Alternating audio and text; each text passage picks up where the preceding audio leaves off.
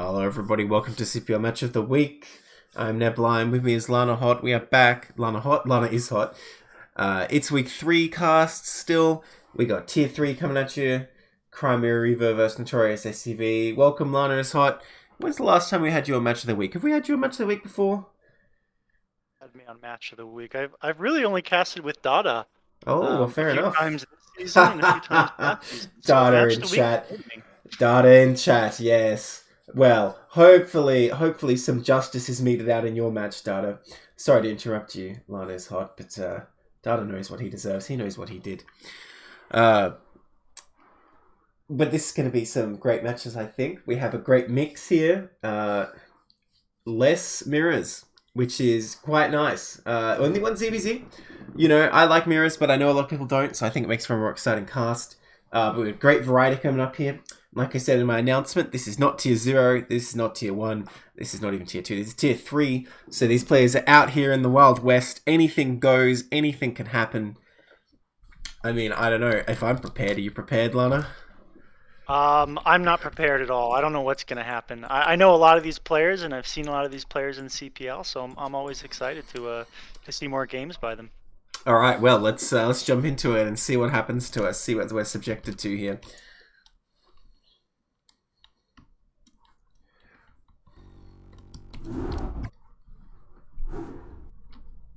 In the top left, in the orange, we have, how did I'm going to say that, Solaerran, which is actually Flipendo, and the bottom right, in the pink, we have nOm.Breeze. Like Ern is saying, need more nOm players in here. There's one in every cast at least, usually one in every match. nOm is everywhere, and Breeze keeping up that trend. nOm.Breeze down here for Notorious S.C.V, and in the top left, in the orange Flipendo, for Reaver. First time we've had Reaver on Match of the Week. I hope they do well on their debut here.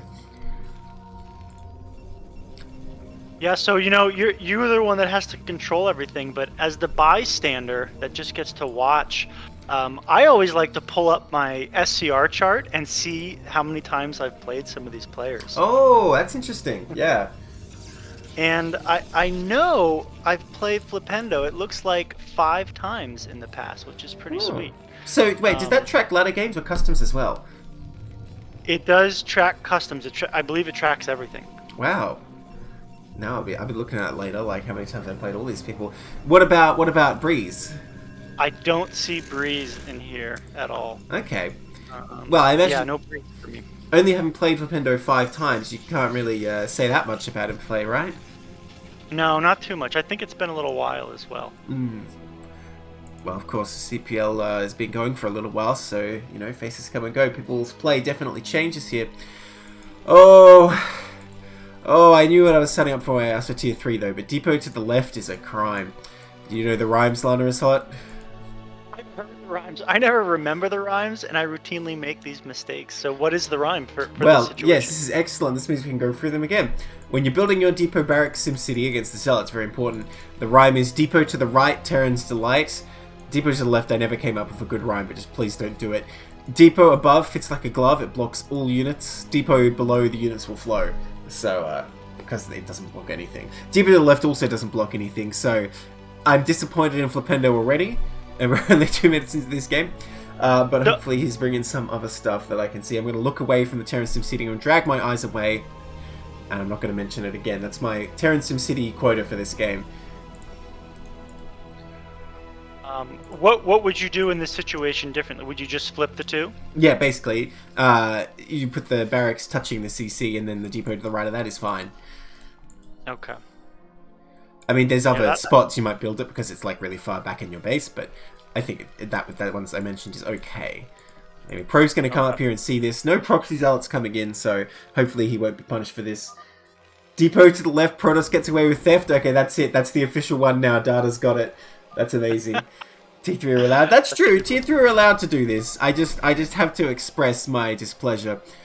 Okay, Probe gonna get bullied out here. Now we see SCV's off gas, so I don't expect any 2-fac in this cross map here. SCV coming in here. You know, they're allowed to do it, but the punishments can be even more brutal, I think, in T3. That is true. Well, it is very difficult to actually utilize that SimCity fully, honestly. Like, it's not easy to micro that, so it makes you wonder, maybe it's not really worth the mental effort compared to some other things you might focus on.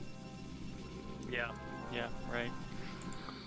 We're seeing a lot of cut probes here, and actually cut SCVs as well this early on. Does this mean we're going to see pressure, or are these just some forgotten workers? Well, for Flipendo, he's going straight for that command center and say he has a reasonable supply to do it. I mean, other than the barracks placement, I'm really liking his build so far.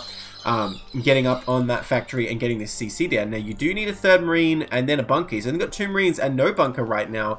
So you can't fight a goon with 2 Marines unless the goon is like move commanding or something. The bunker's going to start, but he's going to somehow buy some time here. I'm not really sure how when this goon is already here. Yeah, this is definitely scary for Flipendo. Another goon is also already on the way. That is the world's most cowardly goon. I can't believe this. Like, he was a zealot 10 minutes ago, like my life for ire and all that. There was like, oh, I've only got 1 life left. I better be careful. You know, this is my last shot. I'm not going to go in against this Marine. So, Flipendo gets the bunker up. And, you know, I think Breeze is fine here with an expansion of his own. But, you know, Flipendo not really getting punished for cutting those Marines until now. Everything looking pretty solid on his end here. We'll see what Breeze wants to do here. Ooh. Getting away with a lot of greed. This scout is really nice as well. Flipendo snuck in S.C.V out and he's come back in, confirms the expansion, then just leaves again. Really nice. And actually sees the robo as well. Oh, he built that there? I thought that was a pylon. No, Weird robo. spot. Well, he built an eBay immediately. It is 1 gate robo, so I mean, it could be a Reaver for sure. And I guess Flipendo going to react accordingly. Now, we've got 3 goons and 1 tank. Does he know this dance? If mutas and marines are a tango, I don't know what kind of dance this is, but it can end with someone on the floor very quickly. Ooh. Ooh. Breeze here with 2 left feet so far.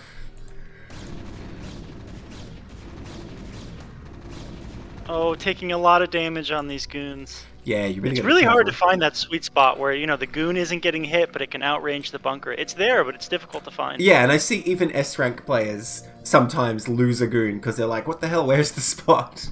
It is kind of ridiculous. It's a lot harder coming from underneath the bunker, I think, than in these positions, though. Like, right to left is not so bad. Now, it looks like we have 2 more gateways coming up here after our robo, 3 gate, and probably observer I'm expecting here. Not transferring probes just yet, here they come. So, Protoss getting up on just a very standard composition here, but not able to produce as many workers here, and Flipendo is doing a great job keeping up with that, so he's looking a lot stronger at this time. Did he repair the tank? Not really. Oh well, that's okay. So yes, the dance partners sat across the hall and awkwardly stared at each other, nothing happened here, and now the tanks are sieged. It ain't going down. So, Terran's going to be totally safe here. Oh, nice pylon wall there, keeping vultures out of that base. Yeah, and kind of already getting up a third pretty quickly by 6 minutes. That's fast. Someone in chat said no range, but someone else no, said range was done. It is range done. Range is done. That was me. Oh, okay, good. You're on the ball. Someone. Who could it be? Yeah, I think someone asking Flipendo's a race picker. I think Flipendo is a race picker. Oh, I didn't have that info. I just saw that what race he did play. That's true. Oh, Goon's trying to come in here. Oh, but they changed their mind very quickly about that. Once again, they're probably like, okay, guys, this is our last shot. We had our life as a zealot. Now we got to be a bit careful. Let's not try that. I mean, maybe he could have killed a tank or 2 with no wall or anything here, but at the same time, his goons are injured already. It probably would end in disaster. So just stay back. Again, I'm really liking Terran's build. You know, he's just getting up in the Armory Academy. He's got a second factory, a lot of SCVs. I say that, and I look at the command centers. They're idle, but, you know, the idea is there. Whereas Protoss, I feel like, not really macroing as much. We have a lot less workers here. Yeah, we're falling behind on probes, and we're really... We made a lot of gateways, but we're not actually macroing out of them. And we kind of can't as much because we're low on probes. Ooh, a goon finally does get killed. First goon lost this game, probably the first of many. You know, despite some of the deficiencies and I think the way Breeze is playing, I love making these giant arcs against Terran. I think it's so much harder for Terran to push out into this, so much more micro-intensive for Terran to push out into this than to make this. Oh, Rip Observer gets taken out by that turret. Yeah, I think it's definitely important to like sort of pre-arrange your units like that, definitely. I mean, I don't know if he's expecting a push to come out, but it is very good that he has his units right up in Terran's face. A lot of the time, the mistake we see from lower tier players is that they keep their units back at their base, and Terran, if they're doing a 2-base push, just walks all the way across the map and sieges right in front of your natural. It's like, oh dear, now you're dead. So definitely Breeze doing a good job keeping Terran locked in here. There's still this SCV out of the map. Could scout or anything like that. But it seems like... This does... I was going to say, this does help with map control as well, right? There's no vultures on the map right now, no mines going down. Terran has no idea whether or not there's a 4th base being taken, what the tech is at this point. I mean, they do have that SCV on the map, but they're not actually using it. Well, I would say Terran seems intent not to get any vultures here or anything, just building up, taking this 3rd base, and probably, I imagine, just sitting in their base until they're maxed or something like that. So the onus is on Protoss, I think, to keep up with the expansions here, and I'm quite concerned with the probe count that Protoss is not going to be able to keep up and is going to get smashed when Terran hits a max army. I mean, the gate count is there for this point in the game, but we need more bases. We need base 4 and 5. Unfortunately, his observer got killed, so he doesn't know this 3rd base is coming out, but he should know soon. Can he see this? Oh, no, I guess not. This observer just sitting a bit too far out. So Protoss, no intel of this command center. In fact, you probably come over and mess with this command center a lot until Terran bullies him away.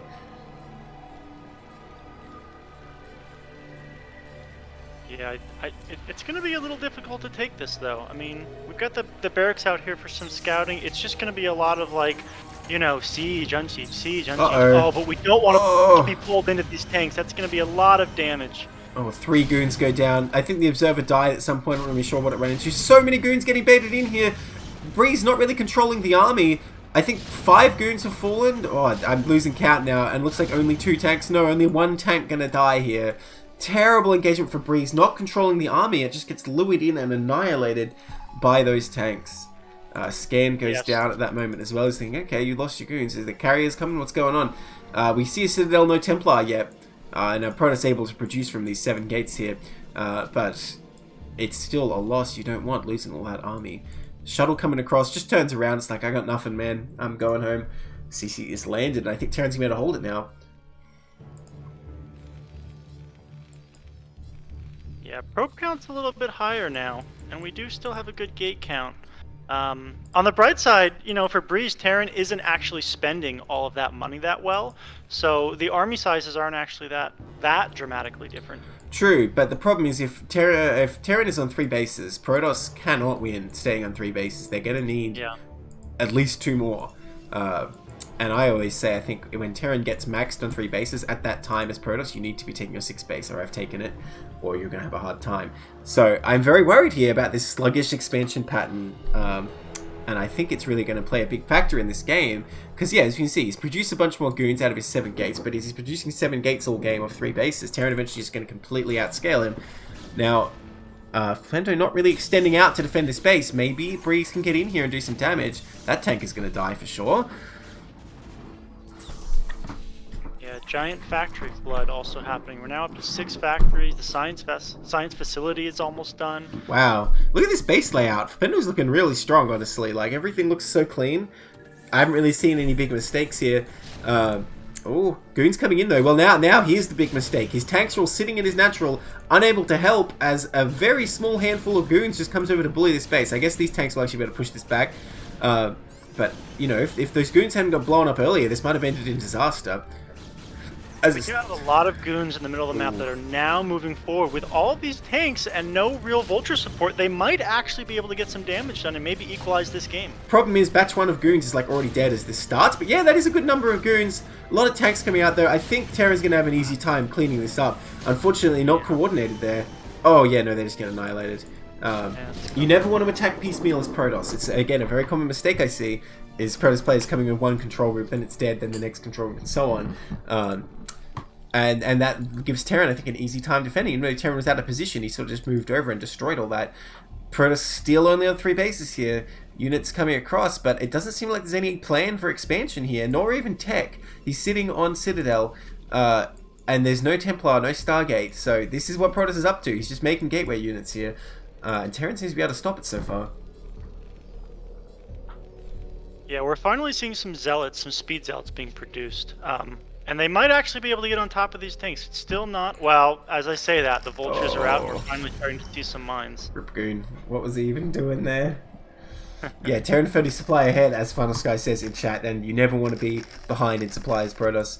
It's usually going to end in disaster. Finally, Templar Archives being made, so I assume it's going to be Arbiter sooner or later. But still only on 3 bases. This poor probe got lost trying to make the Nexus. Now he's just staring at the seaside view. And not doing anything for the Protoss cause, unfortunately. Maybe more like standing on a cliff, contemplating suicide at this point. Yeah, Actually. he heard about what happened at the Terran base. He's like, oh god, I hope they don't put me in a Reaver. Okay, and a little Protoss force coming up here, still trying to reclaim that area near the Terran base. Unfortunately, no observer with this force, so this mine's definitely going to do a lot. Oh my god. Ooh. Oh Yeah, my we need to clear these mines. Oh, don't worry, we'll clear them. One way or another. Oh no. Oh, disaster There is some again. space up to the north that Dragoons could actually just sort of pick away at stuff, but yeah, getting too close to these tanks, getting pulled in, and I don't think it's the these tanks Terran are army so that's strong. getting picked away. It's the Dragoons that are getting picked away at. Yeah, that's what I meant. Yeah, they got absolutely destroyed there, running into so many mines without observers. And I mean, Breeze doesn't seem to have any plan other than make like one control group of units and attack in. And Terran has like more than one control group, so this is not working out. Now Terran is hitting a huge bank right now, not able to keep up with the macro now they're up on these 3 bases. There's 7 factories, which is alright, but more could be made. But just not producing from them non-stop, getting supply block, that sort of thing. So not fully leveraging the advantage they have, which might give Protoss a chance here. 4th base coming up. I'd like to see a 5th one too. You know what? The probe count has stabilized as well, right? We're now at 59, almost on 4 bases. It's still, the Terran is still ahead, but I do think that there are options for Breeze in this game. Yeah. I mean, it's cross position as well. It's going to be hard for Terran to actually get that army across. But Protoss has lost so much, like basically just walking into tank fire here, that I imagine there'll be a point in this game where Terran actually has an army just unsiege and go, and Protoss isn't going to be able to stop it. Because what tech does he have? He has a Templar Archives built. He doesn't have Storm. He doesn't have Arbiter. It's just a Templar Archives, man. It's just recording the Protoss history right now. It's not doing anything else. And he's only on 4 bases, so it would really take very little to tip this game into a position where Terran like basically cannot lose. Yeah, we're actually on the same gate count as factories as well. Yep. It's happened before, and every time it happens, you're going, okay, Protoss, what's going on here? Now, I do like the anti-Vulture SimCity Breeze putting around, even as a group ready to intercept here. So I don't think any harass is going to go down, but it's whenever Terran decides they're ready and it starts coming across, I think it's going to be very dangerous. 2-1 just finishing, 150 supply to 138. It's definitely getting scary, and they're probably getting ready for that 3-base max army push. Yeah, although, like I said, the bank had built up a bit, so it's going to take some time to max than it otherwise might. You know, Protoss is doing a good job macroing out of what they have, you know. The probe production was bad, but the, you know, given we're just sitting on 7 gates, these 7 gates are producing an awful lot, and Protoss coming in with another wave. Terran just has to hold off the relentless pressure here. Now some Vultures coming in to block, very nice. Terran's got a decent setup here, but there's no mines defending this position. The Zealots do get annihilated pretty quickly, though. Yeah, and the Goons not being pulled back as well. So really the entire army almost gets wiped, or at least the units that were there. Again, we didn't actually see a full engage. You know, we've got units down near the 6 o'clock position, some units in the middle of the map. It wasn't that all-encompassing full-on attack that Protoss usually needs to do in those scenarios. Yeah, and I mean, it was bigger than the previous ones, but and maybe it hit a better spot too, but I mean, just look how much Terran has and how prepared they are. This is like the Terran fortress. Kimura, I don't know, maybe if you put exclamation mark casters in the chat, you'd know who the casters are. I don't know, just a suggestion. I don't even know that that's a thing. I didn't even know. Oh, why don't you try it? Oh, it didn't work. I say that and then it literally just doesn't work. What? Why is it not working? We're supposed to... exclamation point. We're supposed to have a bot, but it ain't doing its job. What the hell? Someone turned it off? I don't know what's up with that. Oh, it's casters. You got to put casters plural, Kimura. I'll just duplicate that. It's fine. But, oh, more Goons just sort of running towards their death. oh, it still didn't work. Okay, I don't know what's wrong with the bot, guys. It ain't doing its job. We'll figure that out between games. But yes, Terran looking they're ready to inch out across here. I mean, as the crow flies, it's not that far to get across this map, but if Protoss is smart and prepares to like counterattack, it just runs around the side of the Terran army, it's quite difficult to actually get across to the opposing main here. Well, here we go. Thanks, Fonger. But it did play Terran. What does he normally play? Tell us. Okay, 4 probes in production. Now Breeze clicking these probes into overdrive when it's probably too late and already has enough. 4 bases are up here now, but only 4. 1 base ahead of Terran ain't no way to be. Ooh, this army is actually in so much danger. Protoss needs to make sure he has All these on a hockey, ready to control. Interesting that Terran's going down the left here. I think he's just looking for another base, it looks like. Yeah, they have an S.C.V that's maybe getting ready to be in position to start a 9 o'clock base. They're kind of 2 ships passing in the night right now, right? Breeze kind of has no idea. Okay, now they should see a few units. Oh, no. You know, at this point, though, Terran's army is just so strong, they probably don't even need to siege. Yeah, I don't think so. Sieging might actually be a mistake. Yeah, he's got +3 here as well, so I think he's just going to melt everything. I think you're absolutely right. Yeah, well, okay, there he sieges now. Oh, and, you know, it's actually quite devastating. Protoss just getting absolutely melted here. Oh, I don't think there's anything he can do. He's just lost his entire army. Still no tech coming out at all. The Zealot Dragoon just move commanding in. GG. He knows it's over.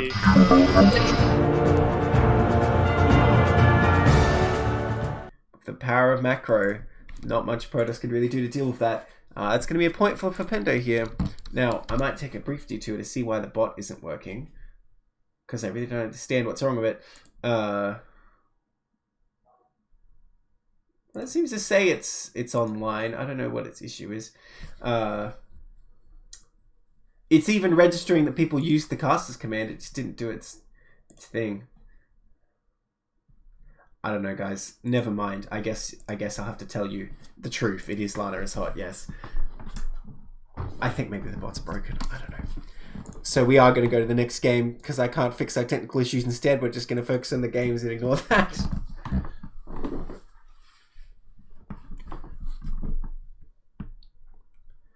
Oh yeah, that's our first ever on-stream win for Crimea Reaver, isn't it? So there you go. You get the transition.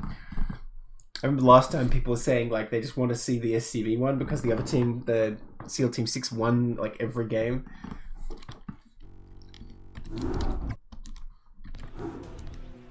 Alright, starting in the top right here, in the pink, we have Breeze, and the bottom left in the orange, we have Flipendo, currently up on game in this best of 3. Flipendo here for Crimea Reaver, and Breeze here for Notorious S.C.V. Here on Eclipse now. I don't know if it'll serve Breeze any better. Maybe it will, because it's a lot harder to take that third. It's a lot easier for Protoss to just attack in with Zealot Dragoon and try and whittle down the Terran army taking that area. So it could be Breeze's map here. I think it'll have an easier time than on Vermeer. Vermeer very much a macro map. But we'll see what the plan is. Of course, there's all sorts of things like gas steal and proxy gate that could happen. People in chat want I really want to see a gas steal or something like that. I actually never do gas steals. I'm always interested in seeing how other people try to Dude, when I play on Eclipse and a pro doesn't come to my base and start doing a gas steal, I'm like, okay, what are you doing? Like, I'm suspicious. I am always hoping that the Terran decides to do like a 10 refinery, you know, get a little worse off, while I don't actually try to steal anything and just keep my probe. The probe's just running around. Yeah, fair enough. Well, I think if you pile on Scout on this map, it's actually too late for to threaten a gas steal because the rest is just a bit longer than close positions on 4-player map. But for sure, if that happens, that's amazing. I mean, I always pile on Scout when I play Protoss because on a 4-player map, if you get in and gas steal, it's so devastating. So I don't understand why you would play Protoss on this map and not do it. I don't really understand what alternative strategies there are other than like Nexus first. Hello, Arctic Sun. Welcome to the stream. I don't know. I don't do it. Maybe I should start, but you know what? I just don't know what the point of it is. Like, I haven't learned the theory behind it, so I never started doing it. Well, you basically force Terran into fewer options, right? And if you're controlling the passage of the game, you generally have the advantage. They basically have a selection of bad options. They can pull SCVs and lose a lot of economy trying to kill it and pretend they're doing a normal build. They can go for like a gasless expand, which is open to a lot of pressure from Protoss, or they can try and like counterattack a Marine SCV, which is generally very hard to actually pull off. And unlikely to succeed. So you have to pick one of those options, basically, after the gas steal goes down. And yes... I know that when I play Terran, I'm super frustrated about it, and I just want to GG when it happens. Well, it's not that bad. It's not like the game is over or anything. It's just, I feel like it's a good way for Protoss to control the passage of the game and take the initiative early on. So, like I say, I don't really understand why you wouldn't do it. Once again, the SimCity. I'll have to think about trying it at some point. Yeah, the SimCity's also looking a little lacking here. What is it again? Depot to the right, Terran's Delight. But this is not actually touching the barracks right or above. Depot above fits like a glove, but this is not a position where it's actually doing anything. Now, Protoss did not go for a proxy here. I wonder if Breeze would have been better served in this series by going for some cheesy Zealot gates. Yeah, Disaster, this is tier 3, so these are the lowest ranked players of CPL. I'd say generally like below 1400, but within that there is quite a range. So we can't know for sure unless someone in chat happens to know these two players. Yeah, if you're looking to join CPL, I would say use the bot, but it doesn't work. So someone else link this person in Discord if you wouldn't mind. Anyone can join for sure, and well, unless you're Super Gosu, of course, and you're like S rank. But in that case, you can come coach for us. There was a lot of probes to pull for that one SC. Yeah, I was just wondering about that because this pylon's not going to go down that quick, is it? Sub 1200, is it, Shimmer? Oh, I thought it was 1400 for T3. Usually. Oh, okay. People saying Flipendo's around 1250. Wow, really? It's such a good macro. I'm amazed. The SCV going to be bullied out, so the pylon will live, surprisingly.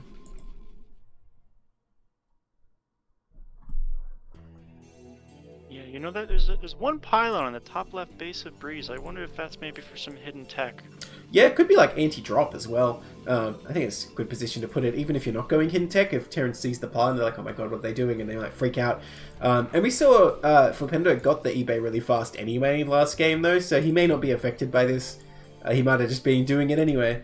Oh, this SCV trying to stick back in. There's a Goon in position. But I mean, Goons without range are very sad indeed. Oh, he's going for the third.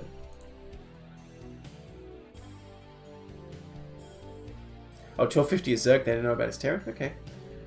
He's like 1350. Okay. Oh. This Goon, what's it doing? It can't take on the bunker on its own. Oh, the SCV does not get in. But you see those pylons. Surely you wouldn't expect your opponent to be that devious and not have an expansion with that, right? That would be crazy. People saying Flipendo's Terran is the weakest? Well, he dominated last game, so I don't know what to say. Well, there is a giant range, and I think all of the tiers. Of course. And so, you know, sometimes you might have a 1250 Terran and a 950 Protoss facing each other, and that can definitely look very different. Definitely. Well, tier 3 I think has the biggest range because you know it's from 1400 all the way down to 0 MMR theoretically, right? Right. I guess theoretically. I don't know. Tier 0 might be one of the highest because I'm like 1450, and we have what 2200 players. Who's 2200? He's playing in tier 0. My God. 21? I don't know. Who is that? Who's that? Well, we've got Kinetic, who I know is about 2050 plus. So yeah, okay. I'm sure there's other players there. I don't know what Doodle's MMR is these days. My image is pretty high. Exit, yeah, we got a few. You're right. That's true. And what is it, from 1700 on up? Yeah, okay. Well, I'm in tier 0 and I'm 1450. How are you playing in tier 0? I mean, not to say you're not winning your games. I just wonder how you ended up in tier 0. Well, I'm not. I haven't won any matches, so. I guess you were just bullying tier 1s too much.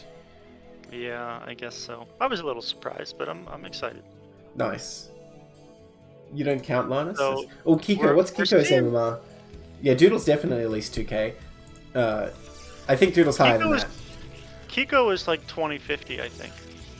On the high side. Oh, okay. So no one's really much higher than like a rank border, basically. Yeah. Wait, probably. Kiko's only 1850? Well, why is he even being mentioned? He's not in the running. He's not in the MMR competition in tier 0. His BSL account was 2050, I think. Oh, okay. Nice. 1850 plus. Okay. Yes, Silent Storm. What's his MMR? Good, because he's on my team, so I hope he's 2200. Wow, landing the barracks. Is this just to slow things down? They don't actually need to. We don't want to lose the barracks. Okay, there we go. Back. They still might lose it. Oh! But see, now it's a temptation for the Protoss. Yeah. No, he loses nothing. Wow. Yeah, I don't know what the idea was there. I'm not really sure why he's flying it out. He thought he was playing StarCraft 2 for a minute or something and going to fly it across the map and scout with it. Or TVT. Built it in the same spot, but one tank going to try and defend it. Okay. Now, the first observer moving out. Hopefully we're going to get some vision of the base. A third CC already being created. Is a third CC before the second factory finishes? Is that common? Can you it's very aggressive on this map. Well, maybe aggressive isn't the word, because it's like the opposite. You're expanding, right? It's aggressively economical on this map. Okay, yeah. I think you've got to wait until like +2 almost to take your third, it feels like sometimes. because this map, it's really hard to hold that area. So yeah, we'll see if Breeze can actually exploit that this time. The Observer last time ran straight into a turret, so he's doing better with it this time. We'll see what he can accomplish here. Yeah, keeping it alive, getting some vision. They can actually see that CC being built. Yeah. We're on 2 gates right now, but 2 more being built. A Citadel of a Dune also going down. Okay, I mean, I hope Protoss doesn't stop at the Citadel this time, because late in the game, Terran gets a big army. It's almost impossible to stop it without Arbiter or Carrier or Storm or something high tech like that. Yeah, I actually always think Storm is one of the easiest to use as well. It's very popular on this map, but I'm not a fan, honestly. I think it's the kind of strategy where Terran has a lot of chances to come back if you're ahead with Storm, compared to Arbiter or Carrier especially. Carrier, of course, if you're ahead, is the #1 thing to just end the game, because you can just A-move anything. 3 observers here, man. They're observing the hell out of this Terran army. Oh, the turret! Oh my god, are you kidding me? Just staying out of range. We can't actually get in the base anymore, I don't think, though. Look how much micro is going into these. Oh, he sees it! What is happening? How is it not dying? Oh, okay. It almost threaded the needle there, right? But he saw the command center, and that's what's critical here. So I really hope we see another command center come out of Breeze here. No, I think we're going to lose another observer. We have 3 observers here. You know what? They might actually be able to run away. Let's see. They always survive on 1 HP, man. Oh, not that one. No! Oh. There you go. There's your 1 HP observer. Okay. Okay. A lot of goons building up here. Zealots on the way as well. Now, Protoss to get this 3rd base up at a good time, and probes are transferring. Once again, falling behind Terran here in the worker production. And still no 4th base looking like it's coming up. So, I don't know. I'm worried Breeze is going to repeat the mistakes of the last game. Now, Flipendo's had this CC for a long time, not really able to float it out, unfortunately.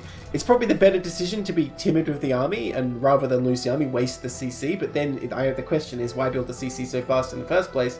But so far, he's sitting back and keeping safe. And if Protoss never takes a 4th, he's not really that stressed about not landing his 3rd, I suppose.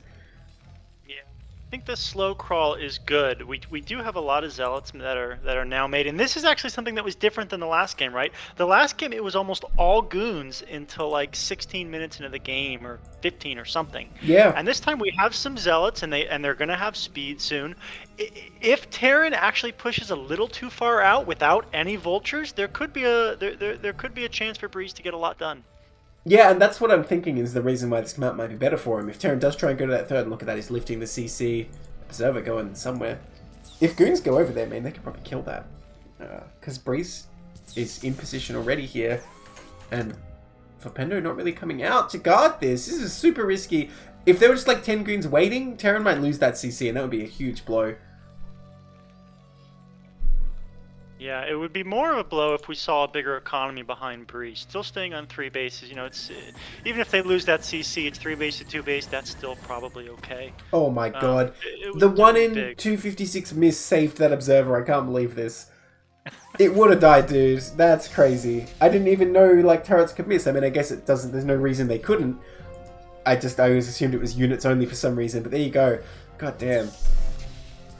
This is such a slow, meticulous, slow crawl. We do have a lot of siege tanks that are all bunched up. So again, the zealots now have speed. They could get a good engage. All the goons would get tripped up on these depots and turrets though. So they'd need to manually, you know, sort of micro these units to do a better job. That turret is slacking. Did you see that? It was like, oh wait, crap, there's a unit. Oh, I'll shoot. Like it took its sweet time. Oh, a lot of units being baited in, but the whole army isn't moving. Now everything is moving, but everything is sort of getting hung up on this cliff. A lot of the zealots getting on top of the tanks. Yeah, Breeze actually with a huge army here, and speed zealots do a lot. He might actually just power through here. He's killing a lot of tanks at any rate. And Terran push back to the bunker here, which will be a strong defensive point. But great damage for Protoss so far, and another wave of zealots coming in suddenly. The goons, as you say, getting held up a lot on those buildings. That's giving a great defense for the Terran, but there's just so much here, and so few tanks are left. I can't believe this. Protoss doing huge damage. With tanks on the high ground now, I don't think we can actually push any further. We probably should move back right now before we lose everything. Well, he's going to take another He tank, could it looks do like. more tanks. Yeah, I mean, honestly, toss up whether it was worth it or not, losing all these goons for those couple of tanks, but he did clear out something. It wasn't a complete waste.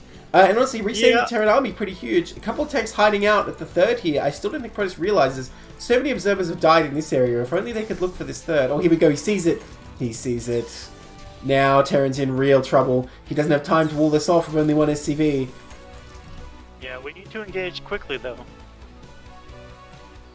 Well, he's still trying to reinforce here. Of course, he doesn't know what's there other than the two... Well, actually, yes, he does in reserve. What am I saying? He sees exactly what's there. So, yeah, I don't know what he's waiting for. I think just trying to macro out of his gateways, get his reinforcements here. Still only on 3 bases, though. If Protoss has taken a 4th behind this, then it'll be perfect. Put that man in tier 0. Oh, the second depot being constructed. Once a third depot gets up, you're probably not going to be able to break this third base. And actually, it looks like Breeze is deciding to go for the natural again. I don't know if this is the right decision, but it could work out. They do have a lot of zealots. Yeah, there's not that much Terran here, but this is the one way Terran can still stay in this game, is if you throw a lot of units away attacking in here, and he keeps that third and mines from it. And yeah, he's going to lose all these goons if he doesn't pull them back. There's too many tanks here. I don't think he can break through. Oh, no. Okay, he does pull them back. Very nice, very nice. So, actually, that was pretty good, because he cleared out a lot more Terran army again. Still needs to hit this. Oh, but the wall has gone up now. Protoss has missed their shot. Unless they get a shuttle, it's going to be really hard to get in here. Yeah, now producing SCVs out of this. Well, the transfer of SCVs would be dangerous. Dude, this is the third barracks that's gone down on this spot. But yeah, I mean, Terran could transfer. Oh, but like you say, it's walled off. Yeah, okay, true. That is a bit unfortunate. But I mean, over time, Terran can happily build those SCVs here. I don't think Terran is really on a clock or anything. When you've only got 3 bases like this as Protoss, it takes a lot of pressure off the Terran to actually do anything. All he has to do is sit back and defend what he has, and he will win this game. Like they're saying, Kimura, if Protoss recalls, that will be an issue. That's true, but there is no tech. There's a Templar Archives again, which is doing nothing but documenting the Protoss history. Breeze not keen to actually get any of the strong Protoss tech here, relying on the Zealot Goon only. So I think it's a good decision to wall, because he doesn't even have a shuttle, I don't think. Well, we also now have 2-on for the Terran army, so these attacks into the natural are going to go worse and worse as time goes on. Protoss is keeping up their own upgrades, +1 attack here. Shuttle being made, despite what I was saying. That's all they're doing, Kimura. What else are they doing? It's a big army as well, right? We're at 155 supply and only 10 more probes, or 7 more probes. So we could potentially bust. What? That's not a wall? I can't believe it. Zealots can get in their base, dude. Zealots can get in there. This is actually terrifying for Terran now. I can't believe this. All right, moving forward. Almost the entire army moving forward. Zealots out in front. God, you know what? All these depots really are hanging up so many of the Dragoons, though. Oh, these Vultures getting killed without much tank support here, though. I mean, some Goons are getting hit at this time. And it's the problem, if the Zealots can get in here, you're going to have to try and defend this somehow. Or a great mine goes down there. It looks like Terran will hold that wall for now. Can he get up here with all this Zealot Dragoon? The units just glitching out as they tend to. Oh, I don't know about this. These 2 tanks could do so much damage here. Well, they are a bit far forward, though, so maybe Goons can hit them. Wait, you kidding me? Goons can walk in there? Oh, no, not quite. Dude, he's doing so much damage with this wall. Oh my god. Focusing down the depot, but just like everything is bugging out. And now the reinforcement tanks are being brought. There's a lot of Zealots that aren't being used right now. They could totally wipe out this tank line. A hero comes in, finally, and takes out that Zealot. So, I mean, despite terrible, terrible losses, Protoss still going to take the upper hand here. Oh my god. The Zealots moving forward right on top of the tanks. Yeah, it looks like they're going to crush through here. I don't know if Terran's going to be able to hold this location. GG. Oh, GG. Alright, we got a series on our hands. Yeah, we're going to game 3. Breeze. Oh my gosh. That was, look man, let me just say this. I don't want to be a Zealot under Breeze's command, because I'm not going to make it out probably. Victory may or may not be achieved, but good lord, a lot of Protoss units are going to die in the process.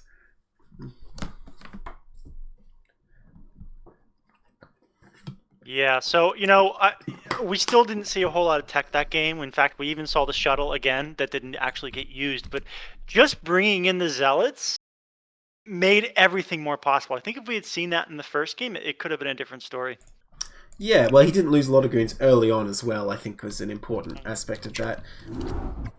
And the pro production was a little higher. That's true. Alright, in the top right here, in the blue, we have Flipendo. And in the bottom right, in the pink, we have Breeze. It's 1-1. Breeze for Notorious S.C.V. Flipendo for Reaver, who is going to take the first series of the cast tonight. We're here on Butter. I think it's Terran's map to lose, to be honest. Especially with how Breeze has been playing with no tech. Breeze, though, man, he is spamming so hard right now. He wants this game. Yeah. Okay? He didn't do this the other 2 games. He wants this game. Yeah, I guess you're right. For a second, I'm like, is he about to take gas? What? Is there any possible build where you take gas before anything else? Dude, what's he doing with that? What's happening? Okay, he's Pylon, I guess. That was weird. Like, say you want to make, like, a lot of Archons or something. Tier 3 is pure StarCraft. You know, Kimura, I think you're right. I don't know what we're playing in Tier 0 these days. Something else. Pure pain, maybe. This is how Blizzard wanted the game to be played, that's true. To be honest, I think when they were making StarCraft, they were way, way worse than these players. I think these players would, like, chew them up and spit them out. Alright, are we going to see Depot to the right this time? This looks like it might be good. Finally, the prophecy, it's foretold, hooray! Oh, look at this. But it's still not a proxy gate, so he still doesn't even matter. That's fine. I reckon, you know, when they were first playing StarCraft, like, how many units do we need to select? No one will ever select more than 12 units. That gives you an idea of the level they were playing at. Welcome, Shaftoe. Oh, your cast is coming up last, but I'm glad you're here to join us for it. Give me that wild shit. Alright, probe coming across here. Scout finally going out for Flipendo. Gas still also a strategy on this map for sure, but this probe not coming across in time for that. I don't think he intended that. Just going to see what's going on. Not even going to harass, he's just going to turn around and be like, alright, I'm keeping my probe. S.C.V coming down here. I'm kind of disappointed no one pulled out something in the last game, you know? And you're on Butter, which is a pretty good map to cheese, at least for Protoss here. You got lots of spots for proxies. Even in the base, as we've seen in ASL.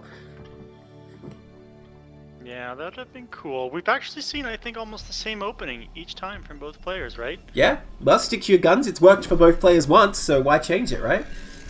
Yeah, Goon first. Factory expand. Yeah, I think Terran at least has a very confident build. I mean, last game, trying to take the CC a bit sooner. I'm not really sure what prompted that decision. Wait, dude, he's right there. You can't just do that. I don't know if he saw it. Did he see it? Oh my god. He didn't see it. He would have had to select it. The S.C.V did see it, but he would have had to select it to know what it is, right? Okay. Oh my god, are you kidding me? It didn't show on my screen. Maybe he did. Yeah, it definitely was visible. Just the edge of it. My god. A factory going down. When would they, if it's gonna be a DT, when would they need to start doing something about it? How much time you need an eBay probably in about like 40 seconds or so from now. You can start it, but like you don't want to cut it close if you don't have to. You do want to get your command center first, though. Absolutely against this, you're going to need to take the command center, then get the eBay. And he should be able to afford to do both things, assuming he knew. Well, although Terran was still mining gas. So I don't think he's thinking of a command center here, throw down the second factory. And even if he knows the CT is about to get an eBay, I think this is a mistake. I don't think you want to go 2-fac against this in any case, because all you can do is sit in your base. But I don't think he knows. We don't see an eBay here. He just builds it right in front of him. He doesn't even care. Oh no. Factory's being put down. He doesn't know. Oh my god, 3-fac vault? Well, he might get mines ready with this and be able to survive, but I still don't think it's a good position for Terran at all. This is not good. This is not good at all. He got the bunker. I think this bunker was to fool Protoss, but like Protoss even cares. He's just getting his DTs. He has a single goon. He's making one more. He's even getting range with this too, which I think is a mistake. I think you need to get a second gate with this. And I mean, what gas does he even have to build a Dark Templar? It's actually delaying it quite a bit.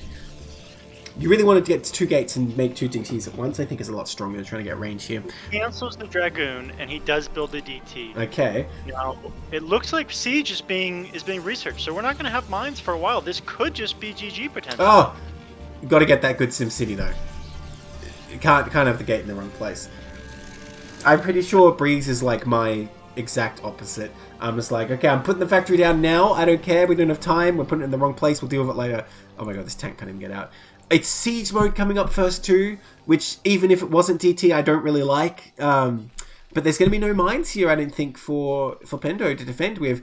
The DT is out. He's going to start his walk across the map. Or not. He's chilling.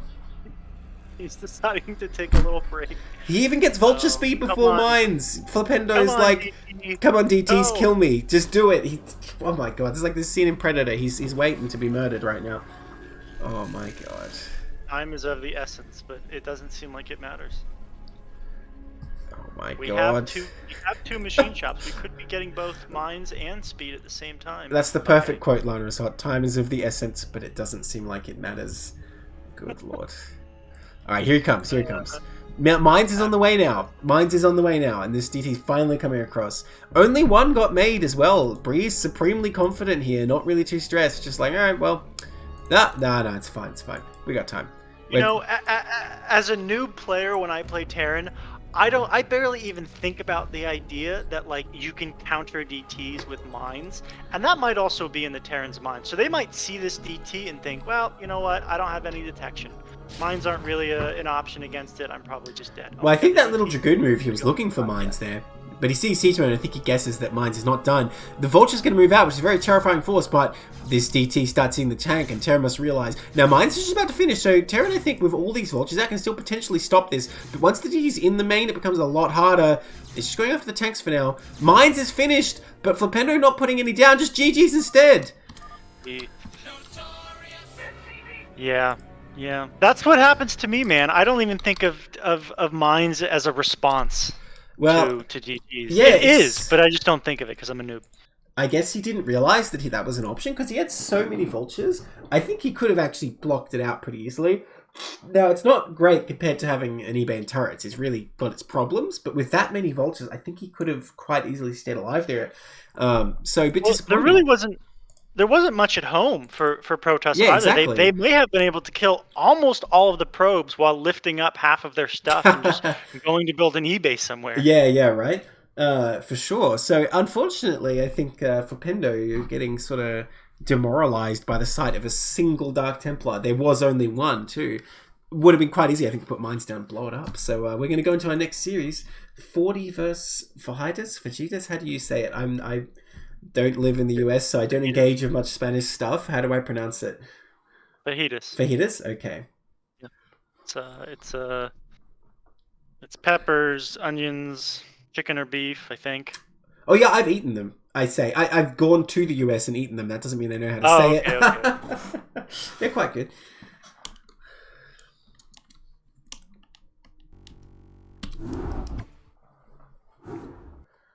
Alright, in the top right here, in the purple, we have Ford, and the bottom right, in the orange, we have Fajitas.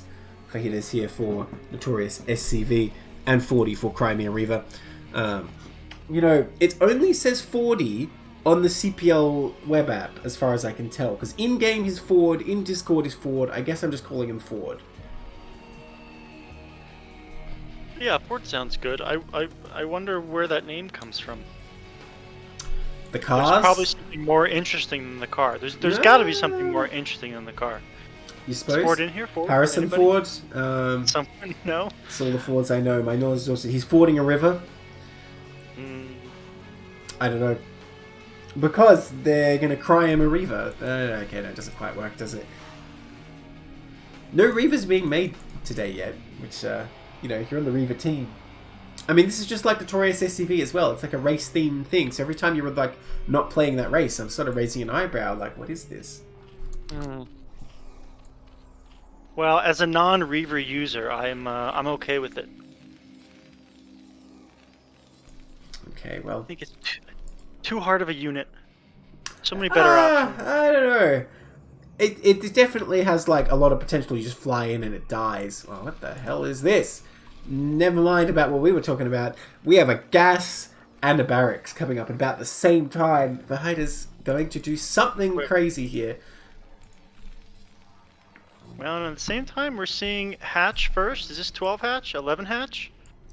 Yes, 12 drones. That makes it 12. 12. There it goes. And quite well executed so far. what is we going to see here? It must just be like a super fast Vulture is the only thing that really makes sense here. And you could follow it up with Reaver, who knows what. But this is going to be like the fastest possible factory timing or something like that. Well, still with making some SCVs anyway.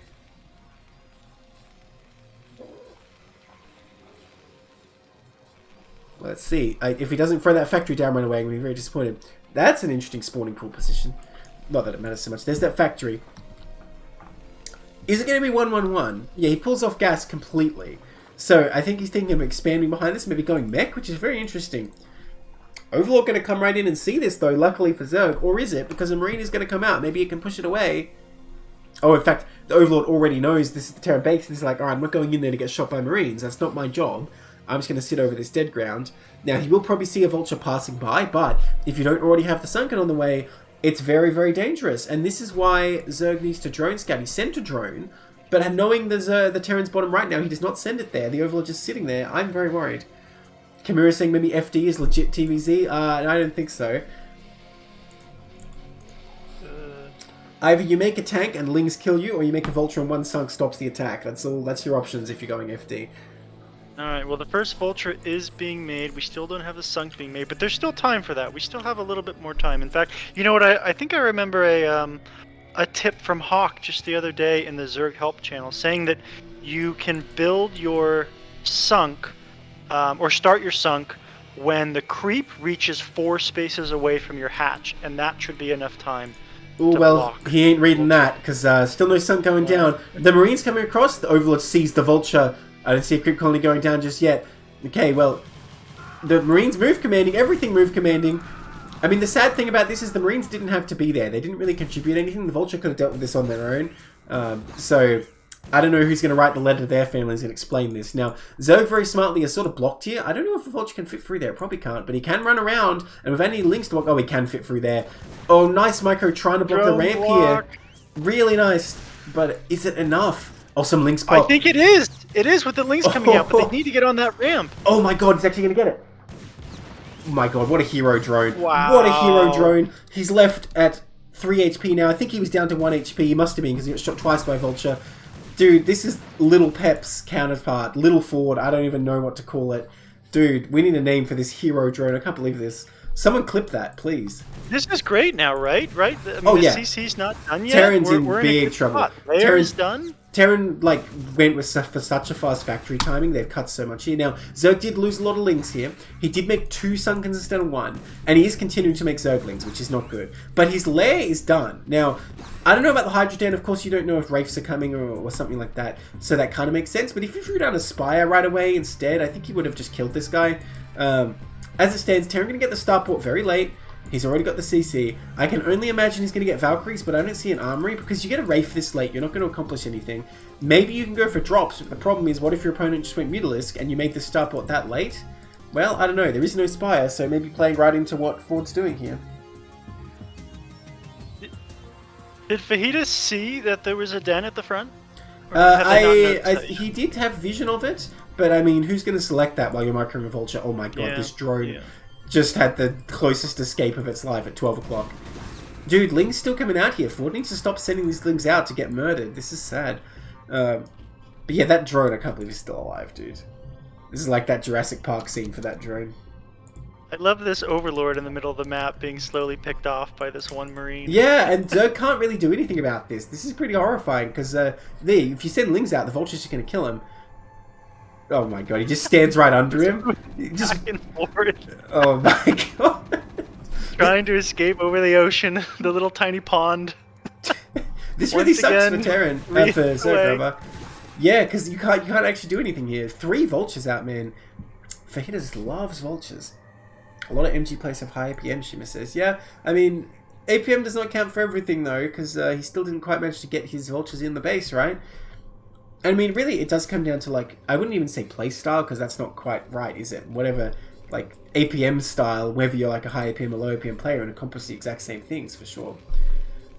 Snipe. So a dropship is almost done. It looks like we're going to see some dropship play, and that could be dangerous. I mean, well, we do have Hydras to potentially counter this, but I don't know. There isn't that much vision. There's one Overlord over the natural, but that could easily be be bypassed. I don't know who the hero drone anymore. He's healed up. He could be anybody. Anybody can be a hero. But yeah, this on paper this doesn't really make sense because, well, Zerg has these lurkers out. He could be attacking with these even. But I feel like Ford not really preparing for this. He got the Hydra Den as if he knew this was a possibility, but at the same time he didn't actually sort of prepare for any air harassment of a race or drops. Because if you have like one Hydra in the main, it dramatically curtails how much damage it's going to do. Obviously it'll still do some. But with nothing in here, I mean, this could still be game ending here.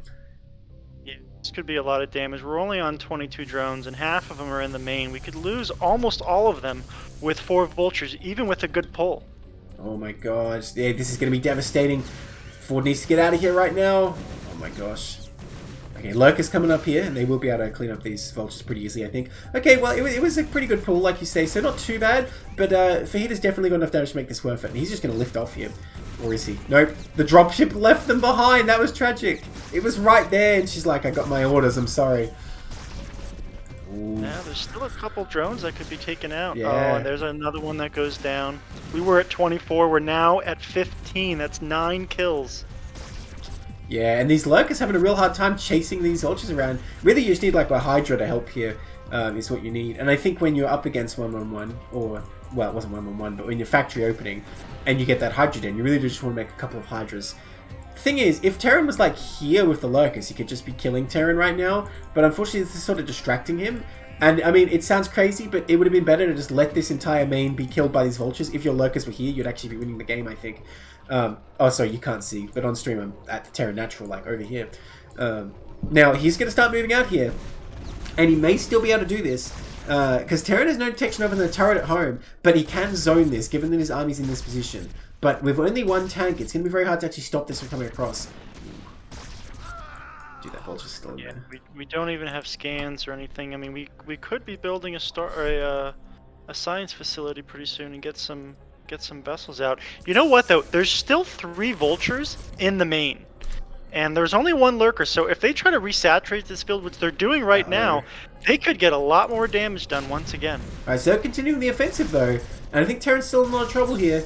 Oh, that tank's gonna get taken out. Very nice. And you know, Zerg does have a 3rd base during all this, so as long as Zerg can remake a bunch of drones, they're not doing too badly. But yeah, these vultures still, here they come. They were just waiting for their moment. Oh, they do manage to get in range of the lurker somehow though, but vultures coming from both sides. Oh no, don't unburrow. This is like an AI right now, how they unburrow their lurker and try and chase you around, but you know, you can just run around it. Oh my god. So, meanwhile in the natural, 2 Ultraless Caverns are about to finish, so it looks like we're going to see Ultra play. The double upgrade. And that actually, I think, could work really well. I disagree, because if you get a bunch of tanks or sieges, that can sort of stop that, whereas these lurkers, a lot harder for Terran at this time. Well, Terran does have a academy now, so you never know. But yeah, a bunch more drones. I think 6 drones have been killed by this second wave of vulture harassment here. So finally going to clean this up. And you know, these lurkers on the map have been doing a good job. I just think Terran has a lot more stuff. He has done a good job producing SCVs so far. He's got 5 factories, I can't count, up right now. And I don't think some gimmicky Ultra Tech is going to be enough to stop just the waves of mech units coming out here. Yeah, I mean, the economy is definitely much stronger for Fajitas, and that's going to be a problem. And that's the thing, you can't really beat mech with a few fancy tech units, not like Bio. You need to actually just have a lot of stuff. So I don't know if Ultra's the way to go here. If it was transition back into Bio, this could be devastating. But at the same time, there's been no carapace upgrade at all. So the Ultras without carapace upgrade are actually really bad units. Against Bio, anyway. Against Mech, I suppose it's less important, but you still want it. Oh, it would be great if Ford could figure out that there's actually a 12 o'clock here that's about to start mining. Oh my god. 6 o'clock, you mean? 6 o'clock, yeah, sorry. Another drop coming down. Now, Ford has a scary attack here. There are mines in position. If he can absorb those mines with the Lings, I mean, I don't think he knows they're there, but if the Lings absorb those mines somehow, I think he could bust that position easily. Now, this dropping right on top of the drones. He built a creep, but he did not morph it, so more drones going to get taken out. As they hatch to... Well, that Lurker doing a decent job, but it's not the best unit to kill those vultures quickly. Oh, he's going to lay mines on it. Are you kidding me? Oh. Who's really getting mines laid on them? That's the question. Like Sate Zero is so fond of saying, mines are nobody's friend. They're true. Well, 23 to 43 workers. It's worrying for Ford. I still do like the Ultra switch. I mean, I'm a fan of Ultras because they are the most A-movie unit That's for true. That's Zerg, true. right? And like, so it's a lot easier to control a bunch of Ultralists and some Lings, and then just forget about them, and they will get damage done most of the time. Yeah, and you know, Ford's actually getting good value of these lurkers here. They've actually killed quite a few units coming across. Now, Fajitas going to find this base. You can see, though, he's really suffering from the lack of Hydra speed and range and having some Hydras out to deal with these Vultures. Lurkers are trying to chase him around, but they don't really do the job. No Sunken at this 12, maybe a critical error here. This Vulture coming in is probably going to do enormous damage, unless... Moving too far into the line and getting surrounded, actually. They might just die. Oh, they do survive. And now they're being microed and they're going to get a bunch of kills. There are some units, I think. He blocks his own drone back, with that. That was not. disappointing. Yeah, like I was saying, you need some Hydras to really respond to this. Otherwise, you're just waiting for your Sunkens to finish and every drone will die. This is so tragic because Ford really just recovered the drone count. Oh, there you go. Nice Micro. So he does his best. But for one Vulture, that is insane damage for Terran there. Imagine a group of 12 Speed Vultures showed up. Dude, he's just letting that base finish. Okay, Terran's starting to move out. He has scans for these Lurkers finally. Zerg needs to pull him back or they're going to all die very quickly. Oh my gosh. Disaster for this Lurker army here. Although he's running out of scans now. Oh, go Lings. Yeah, well, the first vessel is popping out, so they can actually start to just move across the map at this point. But, you know, the first Ultralists are also being created. We got 3 on the way, and I believe they have speed. Okay, they do. Upgraded as But well. when you look at this Terran army, slow. you look at this Terran army, what do you expect 3 Ultralists to accomplish here? Yeah, you're not wrong. This is the problem. You can't rely on a small number of high-tech units here. This is the wrong race for that, I think. I mean, I think with a good surround and a lack of micro from Fajitas, we could get some damage. Speaking of, these tanks are moving commanding in. These Lings are going to do good damage. Okay, now he's microing back. I mean, some good damage has gone down, but Zerg lacking upgrades completely is really going to hurt here. Now, Terran here is only on 1-1, but at the same time, oh my god, you have to deal with his mines. Like, no attack upgrades gonna be a big problem here. Yeah, these mines are a huge problem too. I mean, we just got hit by 1 mine, and now all of these 3 Ultralists in the front are already, you know, pretty damaged. Well, they're taking them out. Oh. They do just kind of rip through them. Okay, there we go. Some are going off now. Now he's taking huge damage, and yeah, it's just not enough stuff. All of them die. One of them reaches the tank, and then boom. And look at this. The tank drop in the main in the meantime, doing huge damage. Ford just cannot keep drones alive in this main. And I gotta say it again. There's no Hydras here to deal with this. What are you gonna do? Okay, the Ultras are out. Oh, I guess they're busy. I can't believe Ultras can even fit out of here. This looks crazy. You know, I think one of the mistakes for Ford has been that oh no! If they just they're raising his own drones and Zerglings. Oh, I didn't see it. Tank's gonna lift up. Oh, get in there, get in there. Nice. He can actually micro those Ultras down, I think, relatively easy. He's gonna do it. Oh, come on. Oh, he's just waiting for them to die. I don't know if they're injured enough to die from Radiant. Well, if they stand next to each other, they will be. Oh, there you go. They barely survive. How much health are they on? 8 health and 5 health. I should be less than that because they've regenerated a little bit. I can't believe that. That's insane that they survived on that. But yeah, Terran now has this contained position. He's stopped this top left from doing anything. Ford keeps making drones there just to be murdered. What is he doing? The 12 is mining, but the top right main is not. So Terran really only... Zerg really only mining on 2 bases. And Zerg... what am I trying to say? Terran's on 3 bases, Zerg's on 2 is what I'm saying. Oh my god, these... down is just super low. I mean, it's 20 to 70 at this point. The supply is 5 times as high for Fajitas. These 1 HP Ultra is going to come out. Okay, that one's full health. Oh, that was a nice mind drag. Oh no. No, this ain't going to work. He's just trying to rip through the mines. Like, the mines are physically blocking the Ultralisks. That's how bad it is for these Ultralisks. I want to see that drop continue. Dude, look at this Terran base. The Terrans today have good base layouts for tier 3, I have to say. A single tank going to go to the top left. I mean, 2 Lings going to be like, oh, a single tank, you say. Can you actually beat us? We cost 50 minerals. Okay, no, it can. Drones, though. Let's go. No, maybe not. They're doing their best. Fordy's trying to hold on here. Still no drop going down there. Oof. think. This one tank, man. Can one tank take out a base? 4 kills so far. I think my replay is broken. Oh, is it? What do you see? Yeah, I'll stream on Discord. I don't see your tank. At top left? No. Alright, I'm streaming on Discord if you want to try and watch that instead. Yeah, the vultures did just come across, hitting that drone. Oh, Irradiate going down again on these Ultralisks. Oh my gosh. Oh, a mine drag could be huge here. Okay, that's a lot of mines. They do some damage, but it's not quite enough. And now this top left getting bullied. GG. Yeah, this is weird. I didn't see any of that happening. Things were very stale for me. It does happen. It does happen. Yeah. No worries. It's rare that it happens and only one of us sees the problem, though. It does happen, though. It has been documented. It's even happened in live games, so I'm told. I remember that, actually. I think it happened in one of the ASL casts. That's right. It was Overwatch. Who were the players? Or was it Polaris Rhapsody? No, it must have been Overwatch, but I don't remember who the players were. It's a TVP, and TannerIrwin was making Wraith's first carriers, but we didn't really get to see it. It was very sad. Alright, we're going to go into... I love Wraith's first carriers, man. That's what I always do. I think it's so much easier than Goliaths. It's definitely good, but you have to rely on the element of surprise, which means it's a very dodgy strategy, I guess is the word. Alright, in the top right, in the purple, we have Ford, and the bottom left, in the orange, we have Fajitas. Fajitas currently up 1 game for Notorious S.C.V. Ford here for Crimea Reaver. Gonna try and bring it back. We'll see what he can accomplish. Overlord just... We saw a pretty good opening for Ford. And really the big issue they had was just defending all those drops, right? Well, I would say yes and no. To a point, the opening was good, but I think the mistake here is you can't underestimate the strength of just making a Spire and making a bunch of Mutalisks. If he just went straight in with the Spire, even if that drop landed and did good damage, I think he would have just killed his opponent, because he did not have anti-air. And that's when I look at Fajitas' build, and I think this is the big deficiency he has. He just has no plan. If Zerg is going Mutas, he will just die, 100%.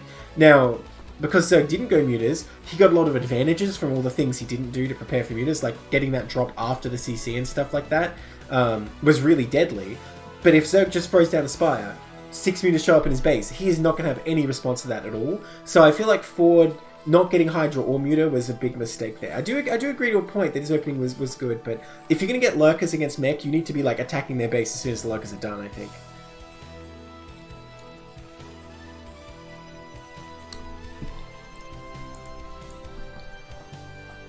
We already have pool. We already have gas on the way. I should look at the Zerg base, huh? I'm out here looking at the Overlord when this is happening. My god. Okay, the best build? Question mark? I think this is pretty good. 9-pull speed. I'm a big fan, and especially versus Mech, actually. Very deadly, because Terran might not really be worrying about this. Manadog, we are joined by Lanaishot today. Unfortunately, the bot is not functional, and I don't know why, so we can't use the command. There isn't like an on-off button on Nightbot or anything. Does anyone know? Because I don't know what to do with it. I don't know why it's not functioning. Okay, Lings are already being produced, halfway done. I'm guessing they're going to move across the map right away. Do we think damage is going to get done here? I mean, it depends on Terran's response. You can absolutely just hold the ramp with SCV Marine, but the thing is for her to know how to do that. And is he going to be prepared for the number of Lings going to come out? Because I think... oh, he does make a drone. Okay. I'm intrigued, because I would have thought with this build, you mine 100 gas, you start speed, and you just keep making Lings. But he is making a drone here. Chasing the SCV, that was a lot of wasted time, I think, when they should have just been moving across the map. Yeah, it is sort of a thing where, like, you do really want to pick that off. It is very good for Zerg to kill that immediately, because even after doing an opening like this, there's a lot of things Terran needs to know about if Zerg is doing. So picking it off does feel very nice, but at the same time I think you're right, that you really want to get across some pressure. But see, Terran already has the wall off, so it may be the superior option to kill the SCV, let Terran do this. You know, they're losing a bit of mining time, and you're going to delay this expansion. When this wall is up, I don't think you want to engage. Oh, he's going to do it though. Oh, he's going for it. I don't know about this. With 4 SCVs here, there's no way these Lings are getting through, so he just throws them away. Unfortunate. Yeah, I think... Oh, here we go. Now, imagine 2 more Lings were here. He probably could have dived on the Marines just then. But as it stands, I don't know what's going on here. I really want to see Ford just build up a lot more Lings with this, because TannerIrwin being very brazen about this. This is not a regular 9-pull, this is 9-pull speed, and yet he's coming down here, no problem, we're building this, getting the depot, not even getting a bunker first. I mean, that depot is very nice, don't get me wrong, makes it a lot stronger to defend. If Ford just flooded Lings, he could definitely come in with another attack and kill him, like, very painfully. It does take out that scout, which is very nice. TannerIrwin has not even confirmed an expansion at this point, it can be like one hatch lurker or something like that. Yeah, Ford being greedy and really not actually spending. The layer is already coming up, though. Yeah. Second hat, almost finishing. But God, the position for Fajitas just feels so strong at this point. Actually putting a bunker down for safety, which is going to make any sort of Ling flood. Actually, with the depot on top of the bunker, you know, sort of surrounding that bunker would be tough. All right. Well, I told you I had a quota of 1 TannerIrwin SimCity per game, right? So I can complain about that bunker. Well, first this SCV's we got to witness its unfortunate demise. He's trying to make it across the map. Zergling's nipping at his heels. I assume his, exhaust from his jets is sort of pushing him back a bit. That's why he's still alive. Oh, no, there he goes. He's down. So, yeah, that bunker, right, it looks really good for Lings, but the problem is, if you have lurkers coming in, this bunker is not going to help you at all. And it is a Hydra Den. I thought it probably would be. So we'll see if that plays out, but you really need the bunker like out in the central position, out in front, I think, for the best defense. And it's still quite good against Lings if you can get SCVs to surround and repair it. And look at this, comes in, grabs an SCV. That's actually quite a nice move. For 3 Lings, I don't mind it. 2 SCVs. Now, the only problem is those are his last Lings, so they're giving up all map control to do that. He's even looking at a 3rd base, when I think he needs to dedicate himself to a strong 2-base lurker attack. Yeah, well, it looks like that's what's coming. Lurker is already being upgraded. Another SCV is coming out, so they're going to get a scout on this, though. They're going to know what's coming. Yeah, I really like the Fajitas have really been trying hard to get another SCV out. Now, it's failed because of speedlings, which is fair enough. But I think it's very impressive that Fajitas is aware that he needs to scout here and figure out what Zerg is doing. Because all he saw was 1 base, pool, and gas. He has not seen anything else here. And he's going to come right up here. TannerIrwin going for bio this time, getting that academy up at a very respectable time given how the opening went. And he's just going to come right in here. Sees the Hydra Den. I mean, you don't need to see Hydras being made. It's a Hydraless Den for God's sake, but he knows everything now. Good lord, they do so little damage to SCVs. That's insane. And here comes the move out across the map. Stim is going to be done by the time they get there. No we medics, don't actually have... Yeah, no medics, but I don't know if it's going to matter, right? No there maidens? really aren't any units to combat this, and there's no Sunkens. Oh, they're not even seeing this move out. I was looking at the minimap, and I'm like, oh yeah, he's got a Sunken, but I forgot that's the Hydra Den. And yeah, he could morph some Lurker eggs, and if TannerIrwin just doesn't walk around them, maybe? Oh no, the Hydra's going to get killed before they can even turn into Lurkers. Oh no. Oh, he pulls it back. Okay, throws down an Evo. That's not a colony still. Oh, he stims forward. He's going to get those Hydras. Get him. With Stim here, it's just going to be too brutal. Dude, if Zealots were coming in... Tricked by the eggs. GG. GG. If Zealots were coming in, that Lurker egg would have been amazing, but unfortunately, that's a 2-0 for TannerIrwin there. I think if Zerg really just chose an offensive option and committed to it fully, it would have been a lot stronger. Like, that 9-pull speed absolutely could have won the game if he continually made Lings, I think. Instead, choosing to just make 6 and then go into droning, which I question you don't just go 12 hatch if that's your plan. And the first game as well, if he just attacked immediately with the Lurkers, I think he still would have killed TannerIrwin there.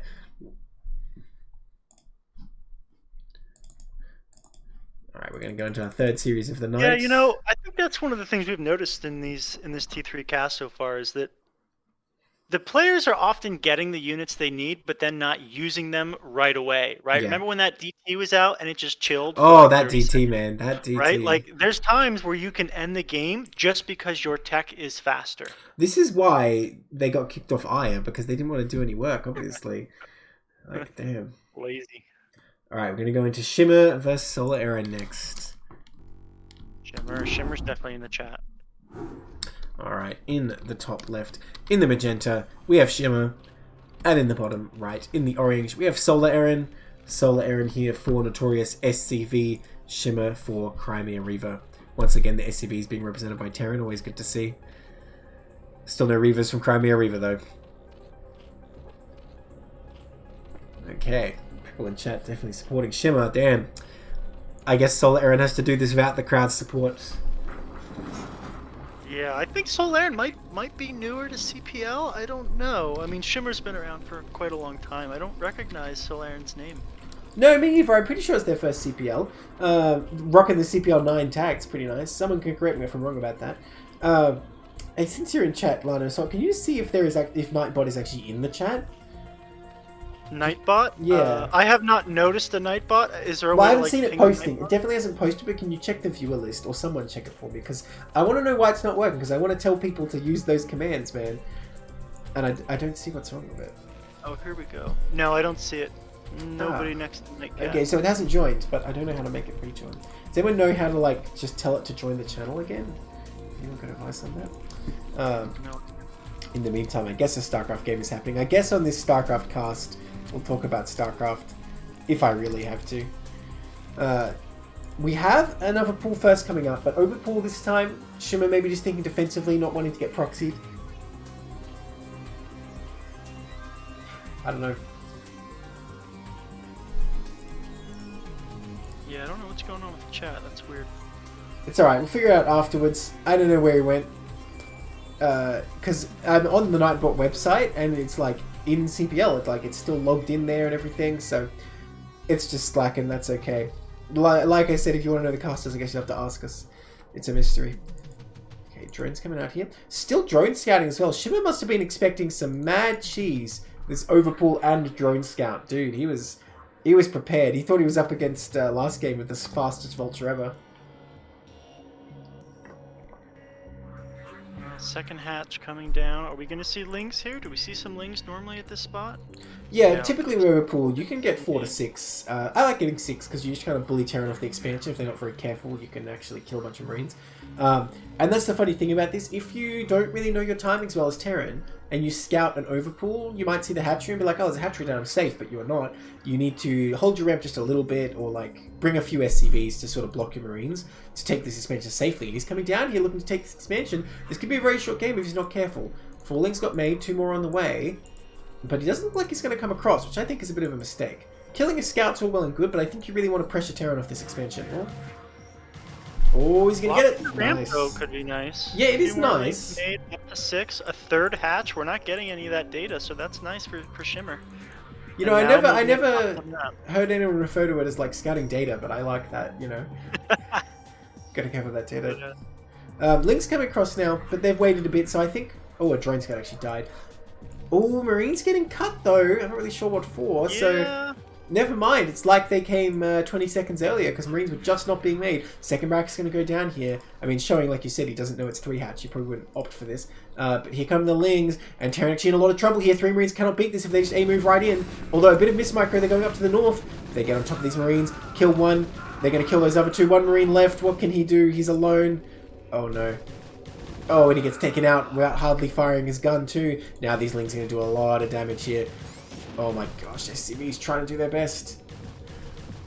See, he's being pulled as well. Still 1 Marine alive. Oh, that position! Right He's now. locked in! This is so nice, completely blocking. Oh, but he leaves. But I think with his SCVs, he'll be able to clean this up. Just no matter how much damage goes down.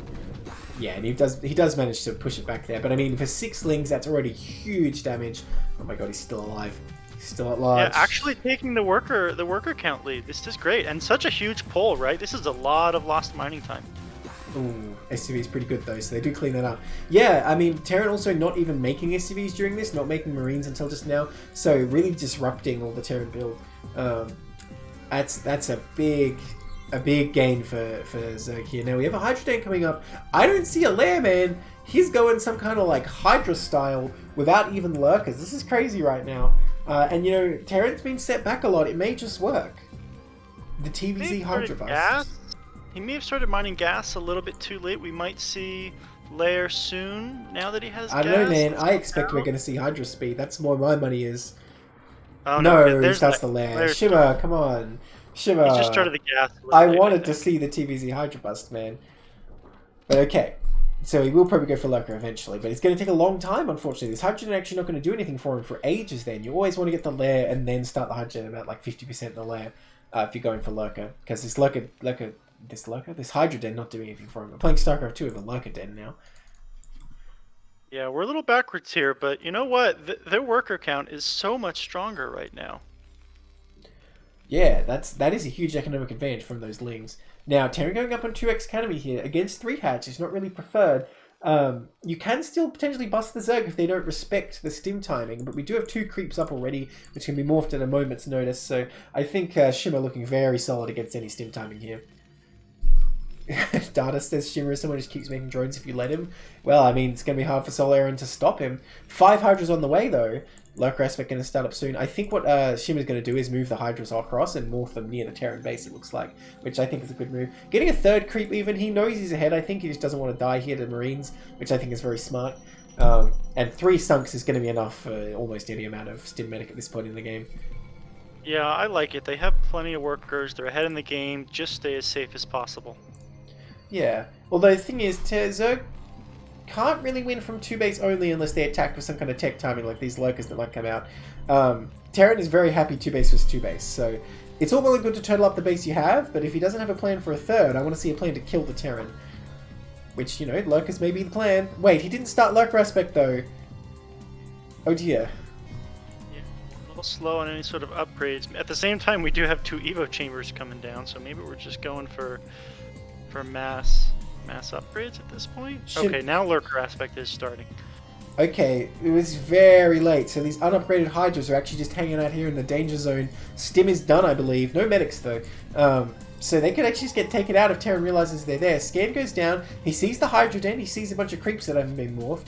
I mean, that's enough until no lurkers are coming, I think, but he's not going to realize how late they are. Sees the double Evo, although only one's being used right now. 4 missile attack, though, so Zerg definitely thinking of Hydra Lurk here, which I think could be very strong. Okay, Marines coming out here. Forward, I don't know. This is actually a scary position, right? I mean, this is a lot of Hydras, even if they're not upgraded yet. Well, you look at this and there's no medics. There's no medics. But imagine they can take this fight with targeting. Imagine we're playing StarCraft 1, not Brood War, you know? You'd still just stim these Marines and they could kill all this, I think. There's a lot of Marines. Maybe they're bunker now too. So I think Terran is fine for now. Well, the medics are coming out, so they're definitely fine. The bunker's also up as well. Yeah, you do definitely need the medics for sure. Okay, +1 armor coming up as well. Okay, Zerg looking like they're going to take a 3rd base. All these creeps, a bit redundant it turns out. Sweet Lurker Aspect is done, right? Is he going to morph any of these bad boys? Oh, he's supply blocked. Only building 1 Overlord, which I think he needs to build more than 1. Very unfortunate for Zerg here, because I think he wanted to morph these Lurkers just now. Yeah, we're missing out on this timing. At the same time, there aren't that many turrets yet. There's 1 turret at the top of the ramp. There's no turrets at the natural. They can still bust a lot of this. Well, here comes Terran. I mean, I think this Bioforce is strong enough to take this out, as long as he stims. Yeah, so I think it's wise of Zerg to pull back. Moving back. He could reduce the Marine count, but this ain't Muta TVZ, this is Hydra TVZ, so you got to be careful. You're really trading armies directly. Okay, it starts more from the Lurkers. Now, if the Lurkers finish, this is a very different matter. I think it's going to be very hard for Terran to survive at all. Even gets that depot, which is going to be free money for Lurkers if they want it, unfortunately. Yeah, Zerg's still so ahead in workers. That's actually crazy, given Terran's been on 2 bases so long. But part of that is also Terran's lack of worker production, not so much Zerg's advantage here. Double starport coming up. You know, Solaerran's got a really nice starport timing, actually, considering everything that's happened. So, I'm impressed that he's tried to take up so fast here. It could potentially be strong if he can survive this little lurker attack that's coming in. Here we go. No stim. Terran not reacting just yet. Just sitting here waiting to get killed by lurker spines. Oh my god. Oh. Just blood everywhere. Mm-hmm. We do have a turret up. Oh, here we go. And the bunker is full. He does have marine range too, so yeah, against 4 lurkers, I suppose, or 3 lurkers now, this bunker can hold. So Terran lost his army, but he is holding for now, I think. Now, there's plenty of scans. The turret is going to be taken out. Chipping away at the supply depot as well. A lot of Marines just running into fire, being taken out. Oh, that's the problem. His rally point is down here. Thing is, scans are adequate against this, as long as he uses them. Oh, he's not using them. He's not repairing the bunker Reaver, and the Hydras are coming. If this bunker falls, it's all over. Where are the SCVs? Oh no, this bunker's going to go down. I think Solaerran going to go down with it. Oh, Lurker's getting in on these workers. You know, there aren't that many workers there in the first place because he didn't actually produce very many, but the few that are there are going to die. This Lurker goes to like the one place where he could have actually been killed. I can't believe it. But yeah, no, Terran has been absolutely ravaged here. Marines are still just rallying in to get murdered. Yeah, the first scan going off, but there's nothing to actually attack the Lurkers. Yeah, it's a very sad scan there. You know, and the factory is actually in the middle of the map right now. We could do well with some tanks. Yeah, unfortunately, it's not where it needs to be. Burrows under the command center. Is this TVT right now, putting the mines under the command center? Oh, the Hydra's going to come and finish the job. I want to see a queen, man, but I don't think he has a queen's nest.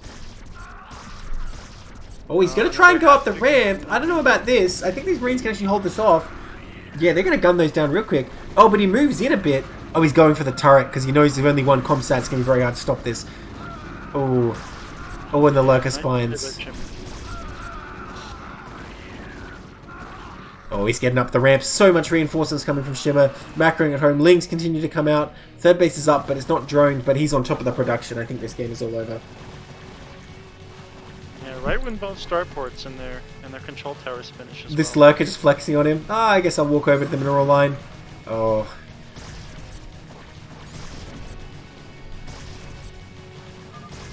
GG.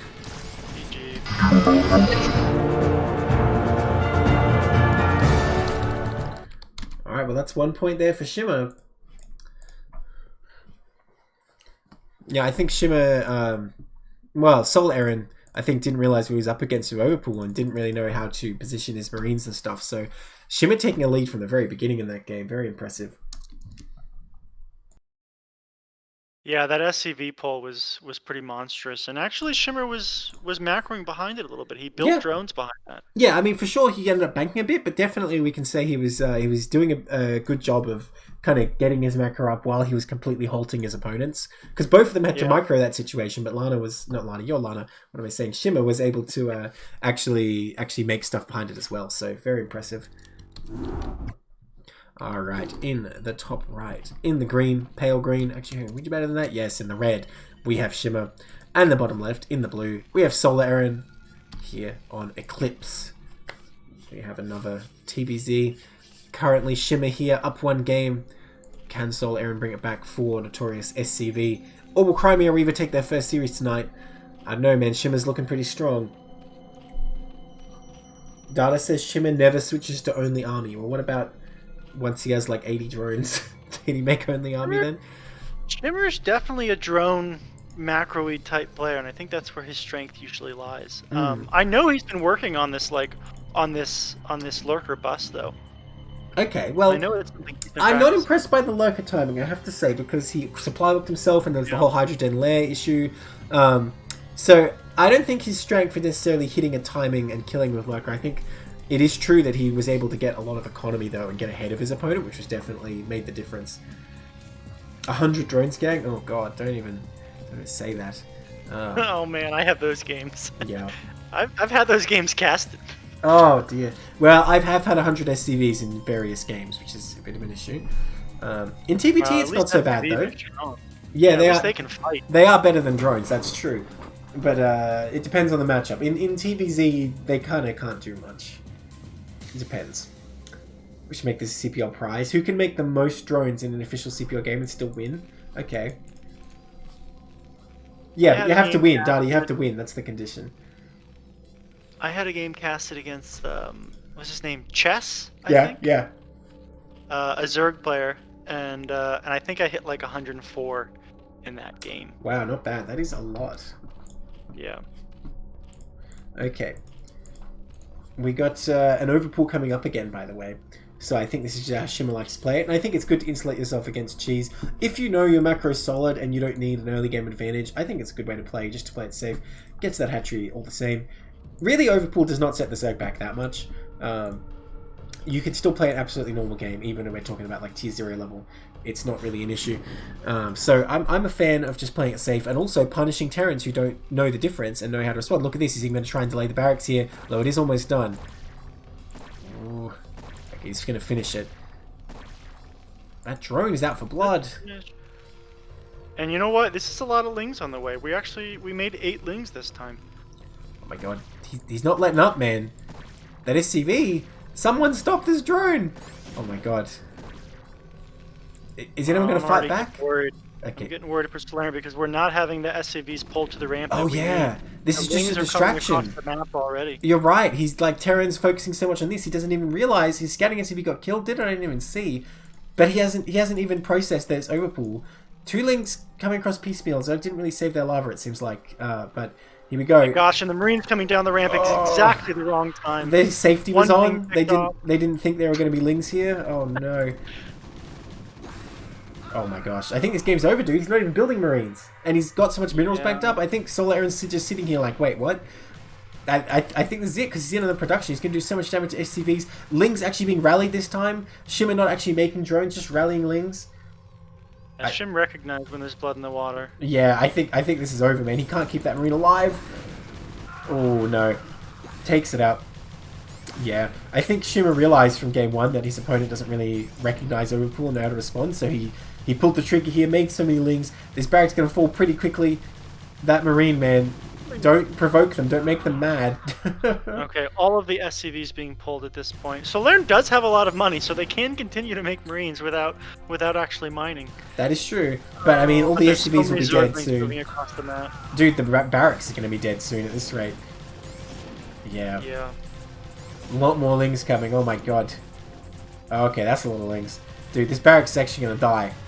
Oh my god. Dude, Lings do so much damage. Okay, what now, Solaerran? What now? Do we lift the CC or do we let it die? I think we might need to lift it. Just head to another base. GG.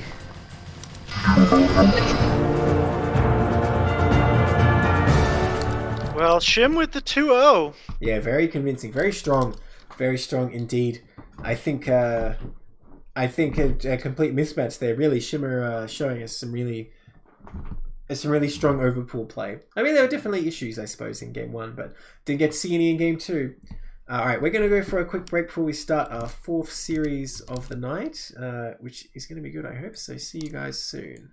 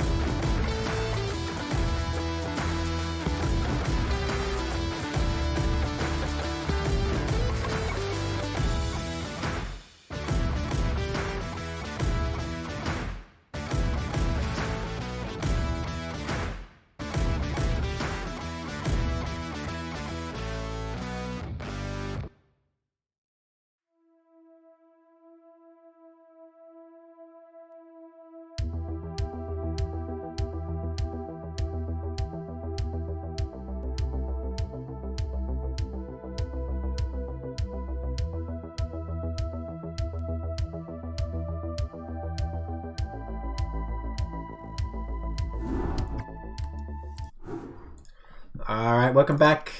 We are back again with CPL Match of the Week. We weren't gone for long, so I'm sure you all know what's happening. Data's been waiting for this moment, I'm sure. We'll see what cruelty is going to unleash. It's Data versus TannerIrwin coming up next. We'll just get that game hosted before we jump in. Data says all he can say it's going to be a very Zerg game. Well, it is Zerg versus Zerg, so I can only hope so. Lings and maybe Mutas. Is there anything else? If you're lucky, you get Scourge. Oh, okay. Okay. It's not a 2-unit matchup. It's very deep and complex. Okay. In the top left, in the red, we have Data, and in the bottom right, in the blue, we have TannerIrwin. Data here for Crimea Reaver, and TannerIrwin here for Notorious S.C.V. We've got a ZVZ on our hands. You know, I shouldn't say these things because in CPL at least, the meta seems to be shifting more and more towards Hydras. I don't know about in these low tiers, but in tier 1 and 0, we've seen a lot of Hydra type plays. I can't remember who it was, but I know we casted some games this season. Probably, I don't remember who it was, but it was a ZVZ, and they ended up going all the way to Hive Tech. Wow. And getting Nidus. Oh, and yeah. They ended up Nidusing into the other person's base, and Classic it was pretty move. awesome. Yeah, it's very devastating. It's actually very hard to deal with because if you build a Sunken, it just extends the creep, so then you can build a Nidus. Well, I think it's still in range, actually, but still, there's a lot of creep in your main. And it's so hard to notice that because, It's you know, difficult to notice, yeah. you're just macroing and microing units on the map, and it's just like another little building. It's like, what? It was a double Nidus. They Nidus to both bases. And so one of the Niduses did get killed by a creep colony, but the other survived, and a bajillion speedlings came out. Wow. Yeah, it's pretty strong. You know, I've used it in free-for-all. When you like say you're going to ally someone so you get vision and then you start Nidusing in their base, it's pretty good. Lucky you're still in the chat. So, Drone Scout coming up here for TannerIrwin. By the way, I believe TannerIrwin also new in CPL. I think it was a 5-pool came up here, so I assume there's going to be with a Sunken to accompany it. Data here looks like they're going for, at best, a 12-pool. No, it looks like a 12 hatch, so they're in a lot of trouble against this 5-pool. This is exactly what you want when you do this build as TannerIrwin. I think Data's in a lot of trouble here. I'm not really sure what you do here. I mean, you can cancel this hatchery and just play from your main. You still actually sort of have a chance. But will he cancel it? Yeah, but there's we're not going to have the pool up in time. They're going to be Lings killing every single drone before the pool's even up. I guess what you do is you leave the hatchery and hope that they attack it. Thing is, if you cancel the hatch, you have a lot of money in the bank. Even if you lose drones, you can rebuild them as long as you survive. But will you survive? This drone is waiting to make a Sunken. It's just hanging out like, okay, I'm not doing anything untowards. Don't pay any attention to me. Oh dear. Oh dear. Here he comes. He ignores the natural. He knows it doesn't matter. He's just going to come straight up in here. Uh-oh. Data in a lot of trouble. Even still pulls to gas. He has no idea. Now he realizes suddenly how much trouble he's in. There's some drones here to fight, but really not that many. Just leaving the gas drones, not fighting with everything, and these Lings doing a lot of damage. Data trying to hide in the corner there, and she's doing a pretty good job microing this. Pool finishes. Alright, Lings are going to start here, but so many drones have already fallen. All Data can try and do is buy time. He let the hatchery finish, which I think is actually a mistake. I think you need the minerals to build more Lings here, because he's not mining, that's for sure. Oh no, there's... Well, I think in this position, you also try to want to build a Sunken as soon as possible, right? Yeah, as soon as that sure. pool finishes, you need to be morphing that Sunken, and we didn't. Well, you make the creep before it finishes. Oh my god, these Lings are getting picked off one by one, getting absolutely annihilated. I think Data's dead. Couldn't lose those Lings. GG. Well, that was a quick one. Well, CVZ. Is there some kind of rhyme? Like No. about how quick it goes? No, I think we had a game that was 2:30. 2 minutes CPL 30. That must have been like they saw the Lings and then left, right? I think it was they saw the Vulture. It was a TVT. They saw the Vulture. How the hell do you have a Vulture at 2:30? Your factory starts at no, 2:35 okay, if you get I'm 10 thinking gas. That wasn't what happened. That was the game where someone S.C.V rushed. That's what it was. What? Did it work? No, it didn't work. Okay. 2:30 was the TVT SCV pull. Yeah. Wow. With River Husky. Yeah, that was. You know weird. what I like doing? You send your 4 workers, but you keep your 50 minerals, you make him one at home, and you just try and like micro around and not actually kill anything and just stop them from mining at their base. Mm. Wonder what I reckon I could get. Alright. in the top right here. Oh, we're not quitting StarCraft. Don't worry about that. We're in the red. We have Data.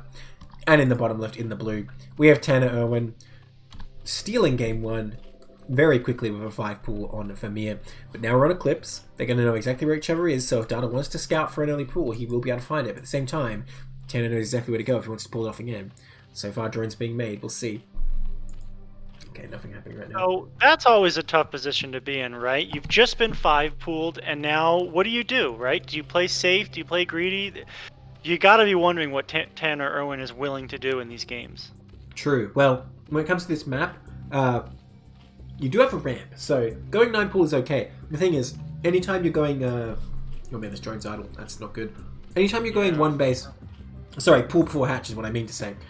You'd really rather have a ramp, because if your opponent goes like 10 hatch, you want to be able to try and hold that for a bit before you fall back to your sunken. So I think it's definitely a not bad map to go like 1 base muter or like overpool and then take a thing, or 12 pool or anything like that. So any of these options are open to Data. Thing is, as Tanner, if you're smart, you just go hatch first, because they'll be expecting cheese again, right? And so they'll do something defensive, and then you get your hatch up and boom. Maybe the real play for Data here would be go to a 5 pool of his own, actually, I think. But as the case is, he's going to go for an overpool, which I think is fine. I was actually just saying, I think it's okay on this map here. And there you go, TannerIrwin going for an overpool as well. So, actually, perfectly mirrored so far, except the gas. Data really droning up here. Gonna take the gas now. Data says he was boosting his drones. Okay. Are you really in tier 3 mineral boosting? Are you serious right now, Data? Did you see the mineral boosting with the 1 drone just chilling there? Also at 400 APM for the majority of... Yeah. So I guess it evens out. No, it doesn't even out, Data. It does not even out. It evens out. It's the opposite of evening out. Okay, well. So it's going to be a bit of a timing here for TannerIrwin with speed, right? Because he's going to have the gas first. Data only just starting to mine. It's going to be a timing of a few seconds, but if the links are right next to each other, it could be a decisive timing. Now, lava management probably better here for Data, actually. TannerIrwin made 2 more drones, so he's not going to have as many lings right away. In fact, a lot more lings being made for Data. We don't see a hatch coming down. Actually making an Overlord right now at 13 supplies, so that may have been a mistake. Yeah, it is a bit early for sure, and Data's going to get this hatchery down, and he's going to have the links defended. Not having speed isn't as bad when you're on the defensive. It's still definitely an advantage to have it to attack in, but he's going to come across the map here. Did not even start speed yet. In fact, he can't afford it, having got that hatchery so fast. So TannerIrwin got the lair and the speed. Data just macroing up, I guess, taking the second hatchery, but only 9 drones right now. Still mining gas full throttle. In fact, there's like 4 drones over there. Okay, getting back on track, but Data's links coming across here. Gonna be able to put some pressure on. But there's only 4 links out for TannerIrwin somehow. So Data actually gonna get in here. He's gonna be able to take the fight. Oh, hang on. Speed is so close to finishing. It's like 10 seconds away. Oh my gosh, here we go. Damage taken on TannerIrwin's lings. It's 6 lings or 6 lings now, but any drones that get killed are huge. 1 falls. Speed just finishes just now. Data commits to the fight, and he absolutely annihilates TannerIrwin's lings. Oh my god, did he lose a single ling of his own just there? He didn't. Every single ling's my god. All the drones have got kills. A lot of drones going down right now. Dude, Data absolutely destroyed him with Ling Micro. That's it. GG. Wow, that was surprising because there were drones there as well to help, and they didn't actually do a whole lot, it seemed like. They did nothing. They just did. We see a pullback? Did we see pullback from some of the injured lings? Is that what happened? No, not as such. It was more just the surrounds were so strong. He just had like 3-on-1 in every case, and like the lings of Tanner had actually gone in and engaged and taken some damage first as well. So they just all popped too quickly. When am I going to update the scoreboard? I don't know. Maybe when I see the results? Okay, fine. It's updated. Leave me alone, man. Leave me alone. All right. So we have another series. 1-1. Let's go. Scoreboard's updated, so we're all good. Yeah, game 3. Oh, Butter's an interesting one. I wonder if that Overlord was just a mistake, because they may have been able to hold that. They should have been able to hold that much better, even without holding the ramp. They would have had, I think, equal lings at that point if they had just not built the Overlord. You may be right about that. Alright, in the top right here, in the blue, we have TannerIrwin, and in the bottom right, in the red, we have Data.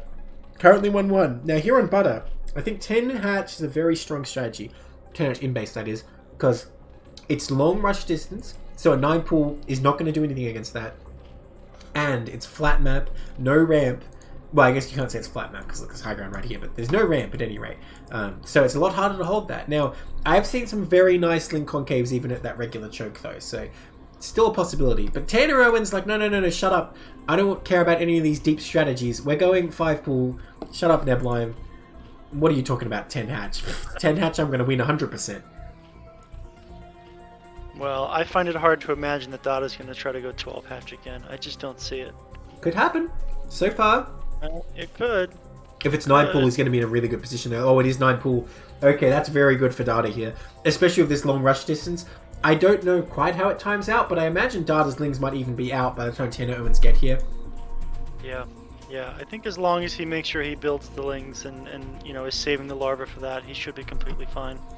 Yeah, I don't think an Overlord doesn't get there in time to... Oh, it's the best build, 9 pool gas.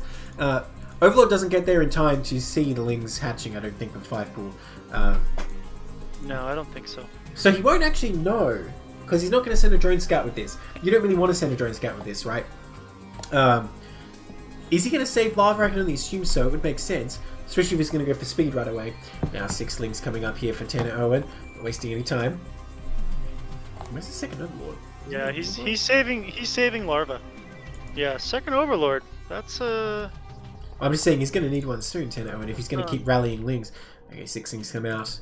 Okay, Dada did save lava, so he's going to get those 6 lings right away. And yeah, I think Dada should be able to hold this pretty easily, because like I say, as soon as these lings get here, Dada's lings are actually going to be out as well. So perfectly counted the build this time. But more lings being rallied. If Dada saves up for a lair or something... Oh no, he's making 8 lings straight away. He knows who he's up against here. Yeah, he's not risking anything. This is great. He's going to hold this. As long as he's not on move command and doesn't get attacked here and just lose a bunch of lings. But Oh, he's it's not. He Tanner attacks. who's In fact, on he move gets the command. first hit. Yeah. Oh, and once again, Dada with a way better engagement. Oh, Absolutely crushes just crushing the ling. Yeah. Yep. What do you do now as TannerIrwin? Do you try and make drones? I mean, Dada's already got speed on the way. How are you going to hold out? Once again... Oh, and now engaging 4 lings versus 2 lings. Well, now his lings are injured though, so 2 actually do 4. But nonetheless, Dada doing a great job, like moving out and picking this off, and that's it. GG. Well, if we were trying to break the stereotype of ZVZ being quick, this was not the series where it's going to happen. This was not... This is the stereotypical ZVZ, I guess. Lings show up and it's over. So that was a 2-1 for Dada. A very quick one too. My God. Oh no, Blizzard won't let me host. Blizzard, why? No. That's right, I changed the name. We should be good. So we're going to go into Lieutenant Shaftoe versus Ginger now. One mirror is over, another mirror begins. Dada says he loves ZVZ, but not this kind. Who could love a ZVZ like that? A ZVZ even a mother couldn't love. Wow, it was a perfectly countered build. Built all the lings you needed to. Never switched to drones, which was great. Alright. In the top right, in the blue, we have Ginger. And in the bottom left, in the red, we have Shaftoe. Ginger. What's wrong? Oh, Ginger forgot 2 probes for quite a while there. Well, that's right, we're back on track now. We'll see if that translates into a game-winning advantage. We're here with PvP. It was ZVZ, now it's PvP. I just wish we had TVT and it would be the perfect cast. Although, context of mirror matches aside, that's just what I'd say in general. TVT cast win. Crazy and I was saying we're going to do like all the TVTs that didn't get cast from CPL 8. We should still do that sometime. I'm sure a lot of people would want to watch it. This is almost the opposite. Okay, now we're seeing more APM, but this is almost the opposite game of last game where both players were spamming like crazy. Okay, now Shaftoe's speeding up. Well, you know, there's not that much to do in the early game. Realistically, you don't need that much APM. Although, I am intrigued. No, you don't. I am intrigued. Ginger's not rallying the probes and stuff, so it seems to me that Ginger, not a very advanced player here. You know, just coming into CPL, trying themselves out, seeing how far they can get. You know, I think it's going to be very tough against a player like Shaftoe, who we can clearly see has a more sort of developed build. They're spamming that APM. It's not the APM spam that makes you good, but I think it shows that they sort of have more of a mechanical basis for how they play. So already 1 minute in this game, I'm thinking, okay, Shaftoe's looking pretty favoured here. I kind of like what he's doing a lot more. Ginger. Yeah. There's that gas first build you were asking about, right? Right. The Templars better be coming out, right? Shaftoe confirms Ginger's very new. He played Brood War a few months ago. Well, he's getting right in there in CPL matches, man. He's gonna learn very quickly. That's for sure. It's gonna be very rough against players like Shaftoe out here who, you know, they've been how would you put it, like radicalized by ladder. Is that the way to put it? You know, like yeah. They know what it's like out there, man. There's no mercy anymore. It's been stamped out of them. Dragged through the mud, says Lucky. Yeah, that's right. Alright. We've got 2 gates for Shaftoe coming up. It looked like it was probably something like 10, 12. And we have a gas first build for Ginger, so I think we're going to be in trouble here. It is cross spawn, which will help. Well, I don't know what we're going to have to hold this. A forge coming up. I love it. I love forges. Well, if you can somehow get the ramp with cannons, so there's an opponent position, I imagine it'd be quite good against the Zealot play. In fact, if you could somehow get them in the natural, it'd be really good because you could expand, right? Yeah, that would be good. You don't even need it there, though. Like, even just a cannon between the Nexus and the Assimilator will cover almost the entire base. That's true, but almost is not everything. That's the problem. Yeah. I'm a huge fan of cannons in this matchup. Oh, there's the Cybercore. We don't have room for that cannon. It's not quite the spot. Well, yeah. He does need another pylon soon, though, so hopefully builds it before these Zealots get across the map. Shaftoe Zealots coming out here. Oh, he sits back, though. Cannons into carries is a legitimate build, says Lucky. Yeah, tell me about it. That's why I don't want to play on Fighting Spirit ever again. Yeah. Because you put cannons on the high ground. Shaftoe sees everything, but isn't actually moving these Zealots forward. Maybe waiting for that 3rd Zealot and then going? Well, you see a Forge, you've got to be a bit nervous, and you're like, well, hang on, if I attack, is that what he wants? Is he going to have, like, 3 cannons and just destroy my units? For sure. That is one of the reasons I actually like cannons, because a lot of the time, players will throw their units away against them. Well, anytime a lot of cannons are being made, you're kind of just sitting back like, okay, I got to, like, keep my cool here. If I attack it and lose everything... If it's freaking Lanaishot here, just rubbing his hands together in glee, waiting for me to do it. Yeah, it's usually praying for your opponent to make a mistake, but it happens. It happens often. I choose to interpret it as rubbing your hands together in glee, but sure. Look at this patrolling Zealot, dude. You don't see that every day. If a probe doesn't pass through there, will that work? We don't actually have any cannons being made yet, and the 4 Zealots are marching across the map. Oh, they are coming? Uh-oh. Well, we'll see this junk for the patrol soon. Now, a goon is out. If you're, like, Bisu, you can do this with a goon. Let's see how good Ginger's micro is. Another goon is on the way as well, and +1 weapons so fast. There's the cannon. Can he buy time to get this up? Ginger's Zealot had its back turned. Okay, Ginger needs to micro this goon. No micro coming out so far as well. The goon just tanking is actually going to get taken out pretty quickly here. Not pulling back at all. Uh-oh. Ginger in a lot of trouble. The cannon not quite going to be ready in time here. Gets taken out very quickly. Now what can Ginger do? Oh, even a pylon of Shaftoe is being made. Presumably a shield battery is going to be made here. Ginger still not microing that goon. Once again, just gets ripped apart by Zealots. You know, if you don't, know the fancy micro on paper, they're actually just way worse than Zealots. That's just a way better unit. And we see them going to work here against these probes. Well, I get the feeling Ginger's a mouse-only player at this point, right? At 38 PM, you kind of can't really be using the keyboard much. Well, maybe in a matter of speaking... Oh, man, all these probes are falling. He does take out a Zealot, though. In a matter of speaking, I think you're right in that he's probably not using hotkeys everywhere he should, or in most places he should. Even if, his hand is on the keyboard, I feel like that's a big area of improvement for a lot of players, is even if they think they're using the hotkeys, a lot of the time they end up clicking. And if you can watch that and sort of correct it, you can improve a lot. But Shaftoe ripped him apart here, killed all the probes. Gateways being made in his base, I think because he just wants to make sure he can kill him quicker here. And yeah, another Zealot 3 at home, 2 in the main of Ginger. Yeah, he doesn't need anything other than Zealots. He's saying he's gonna go for the Nexus here. I don't know if these 2 probes can stop it. Oh, well, I mean, okay, they're stone cold killers. They kill 1 Zealot. Ooh, another probe falls. Man, this reminds me of... We have 3 Zealots. We can technically defend this. Where'd they come from? But they're not all brought together. They keep being rallied to the... Well, he cleans that up, but in the meantime, these gates have finished. Oh, and the goons are out. I thought there was 3 more Zealots coming, but it's goons. Oh, he's in so much trouble there. And Shaftoe are going to educate him on how to use them against Zealots, I think. Yeah, microing pretty well so far. Taking some damage though, he needs to keep that alive. Ooh, I don't know. Ginger Zealot's doing a lot of damage. 4 Zealots versus 4 Goons with 4 micro, maybe. Wow. Actually doing a lot of damage, dude. I'm telling you, on paper, Zealots are just a way better unit. Goon's actually terrible. I'm sure the Protoss players are in chat. Like, we don't need you to tell us Goons are terrible, we know. Oh, hitting those last few probes.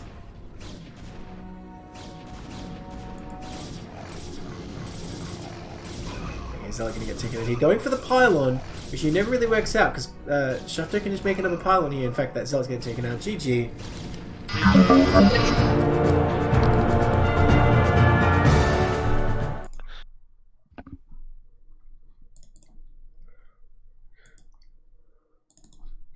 So, Shaftoe there with, I think, a pretty, what would you say, like, tested build, you know, he's been battle-hardened, going up against Ginger, who I feel like his plans had not met contact with the enemy very much, going, like, gas and forge like that.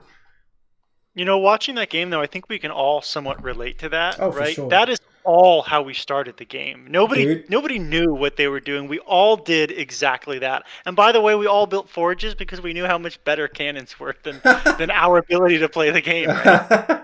Well, dude, the first online game I played, my opponent took every base on the map and then shared vision with me. Including my natural, by the way. Nice. Yeah. That's awesome. Alright. At the top right, in the red, we have Shaftoe. Up 1 game for Crimea Reaver. Oh, I guess I'll update the score then, won't I? Oh, alright then. And in the bottom left, in the blue, we have Ginger fighting for Notorious S.C.V. Let's see what he can pull out on this map. Last map, his build didn't really serve him very well. Wasn't able to get the cannons up in time. Unfortunately, the pylon was not well positioned. Might be easier on this base because there's less space before the ramp and you can build all your stuff and get your cannons. Arcane been saying when people build carriers or reavers, they were cheating. What about siege tanks? I've been experimenting with scouts in this matchup. Yeah, how's it going? Well, it's worked a couple times. Don't most people? I don't ever go reavers, so I try to kill the shuttle with a scout. Don't most people go dragoons immediately though, and then so surely dragoons are better than scouts. I go 3-gate goon and I cannon contain, and then because now they're trying to get stuff out with shuttles, I build a scout. That's to try insane. to counter that. Okay. I can't believe what I'm hearing. Anything to not build a robo. Okay. You just hate reavers that much? What if it's DTs? Then what? I have a cannon contain. Oh. Okay, fair. I guess it's flawless. Dude, PvP is solved. Lanaishot has solved it. It's working for me. Did we see 2 pylons before? Yeah, we did. We did. Gotta have that coverage, you know. If he's gonna build those cannons. Gateway, okay, it's a gateway. I was intrigued if we saw a Fordy going, and he kind of cannoned up the ramp. Might have been able to survive here. So he's gonna be gateway. So far mirroring. No second gate from Shaftoe this time. Although he's building at the natural. Uh-oh. Is he going to get a gateway here, or is he going to get something else? Because he has no gas or anything. I assume he's going to get gateways and just send zealots in. But Ginger's getting ready for this. He's got a second gate. This is actually perfect for Ginger to defend this, assuming it's going to be a gateway here. Which I can't imagine what else he's doing. Yeah, he could get ahead here if he builds. I mean, he's going to have more units quicker at his base, so he could... Oh, and you know what? Shaftoe just canceled something. What was that? I missed it. I think he started building a gate at home. He's like, wait a minute, why'd I build this pylon? I think he started a second gate and then cancelled it because he's like, wait, I built a pylon, I'm going to build it down here. So he's building a gate down here. It's going to be 2-gate versus 2-gate, but I mean, Ginger's got the defensive advantage, especially if he holds the ramp. I think this looks pretty good for Ginger right now. You know what? His worker production is better this game as well. Arcane wins, Goliaths cost less than Dragoons, don't you lie. It's 100 minerals, not 125, so... Also, are you really telling me that you would rather have a Goon air attack than a Goliath air attack? They're not worse. They're really good at fighting air units. It's worse at ground units. How can you even say that? And they have normal damage, so they actually do more against, like, a Zergling, for example. Okay, if it's those 2 units matching up, sure, but you're not supposed to build that. That's like saying, well, my Lings are so cost-ineffective against Firebats, they must be a terrible unit, right? we actually have 3 gateway versus 3 gateway right now. Oh, and the forge for Ginger is going to be pretty important here. If he get a cannon up, I think he's defended this. In fact, he could probably cannon crawl down there and take out those gateways. That'd be a huge blow. With these being built as close as they are. Shaftoe not going in for any attack yet. Alright, well, he's going to hold the ramp with these 3 zealots. It's going to be basically impossible for Shaftoe to get through. Oh, gas coming up too.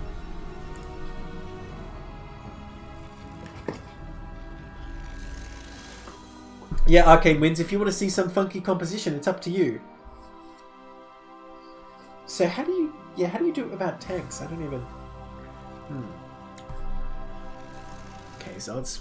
What without tanks? He's saying in chat, Vulture, Goliath, Mass Science Vessel. Like, how do you deal... what matchup? I don't know. Any? All? Oh, okay. Okay, so we have 6 zealots for Ginger, and we have 5 zealots. Dude, Ginger can't actually see this. He doesn't actually know this is here. He hasn't actually left his base. Yeah. No probe has come out. I don't know though. Oh, he stopped production. Oh, here he comes. The zealots are finally moving down. He could get a good surround here so and far, damage so good. Quickly. Oh, some of his zealots aren't actually fighting though, or I guess it's only just one. Well, it's sort of a good concave for Ginger, so I think the fight's going to be pretty even here. Another one comes down. Oh, looks like Shaftoe is going to take the advantage here with a little bit of micro. And look at that, pulls back an injured one, very nice. He's going to get taken out. Oh, yeah, Shaftoe just tears through him, I guess. It looked like a close fight at first, but like you say, some of the zealots got stuck back, and Shaftoe barely going to take the advantage. Ginger's zealots are going to come out here, but I think some probe's going to be killed. Oh, let's see if he does any probe micro here. Ooh. I mean, those gas probes, they're elusive. Those zealots are doing their best, but they can't quite catch him. There we go, start killing him. Okay, there we go, some probes coming to fight now. With his own zealots, going to hold that off, but more zealots coming in from Shaftoe. And Shaftoe has actually transitioned to Dragoons now as well. Ooh.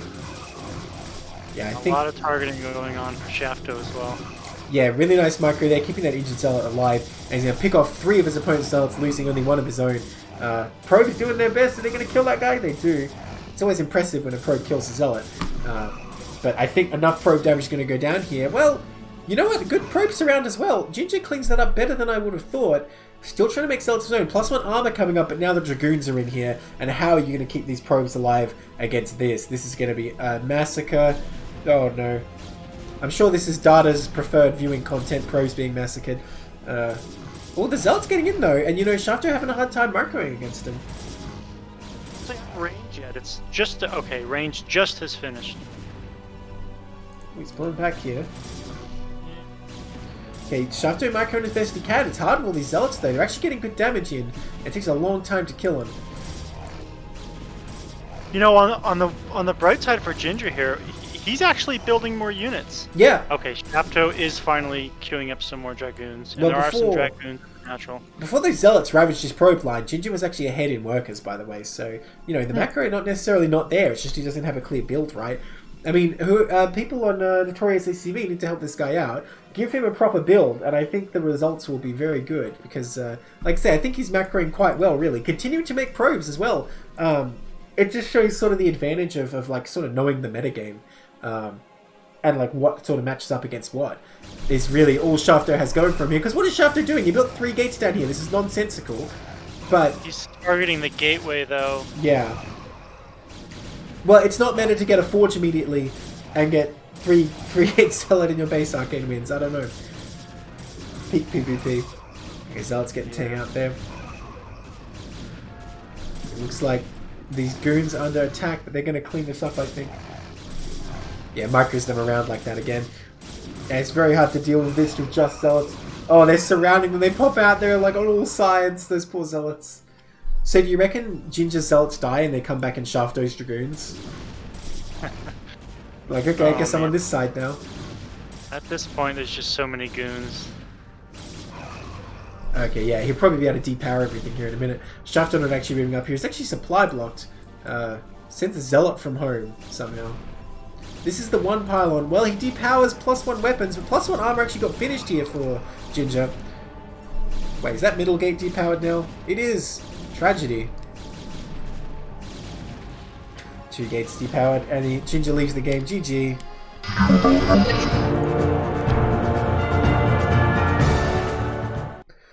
that is going to be it for us today. That's our last series, and it's a 2-0 for Shaftoe. Shaftoe looking very strong to handle Ginger there.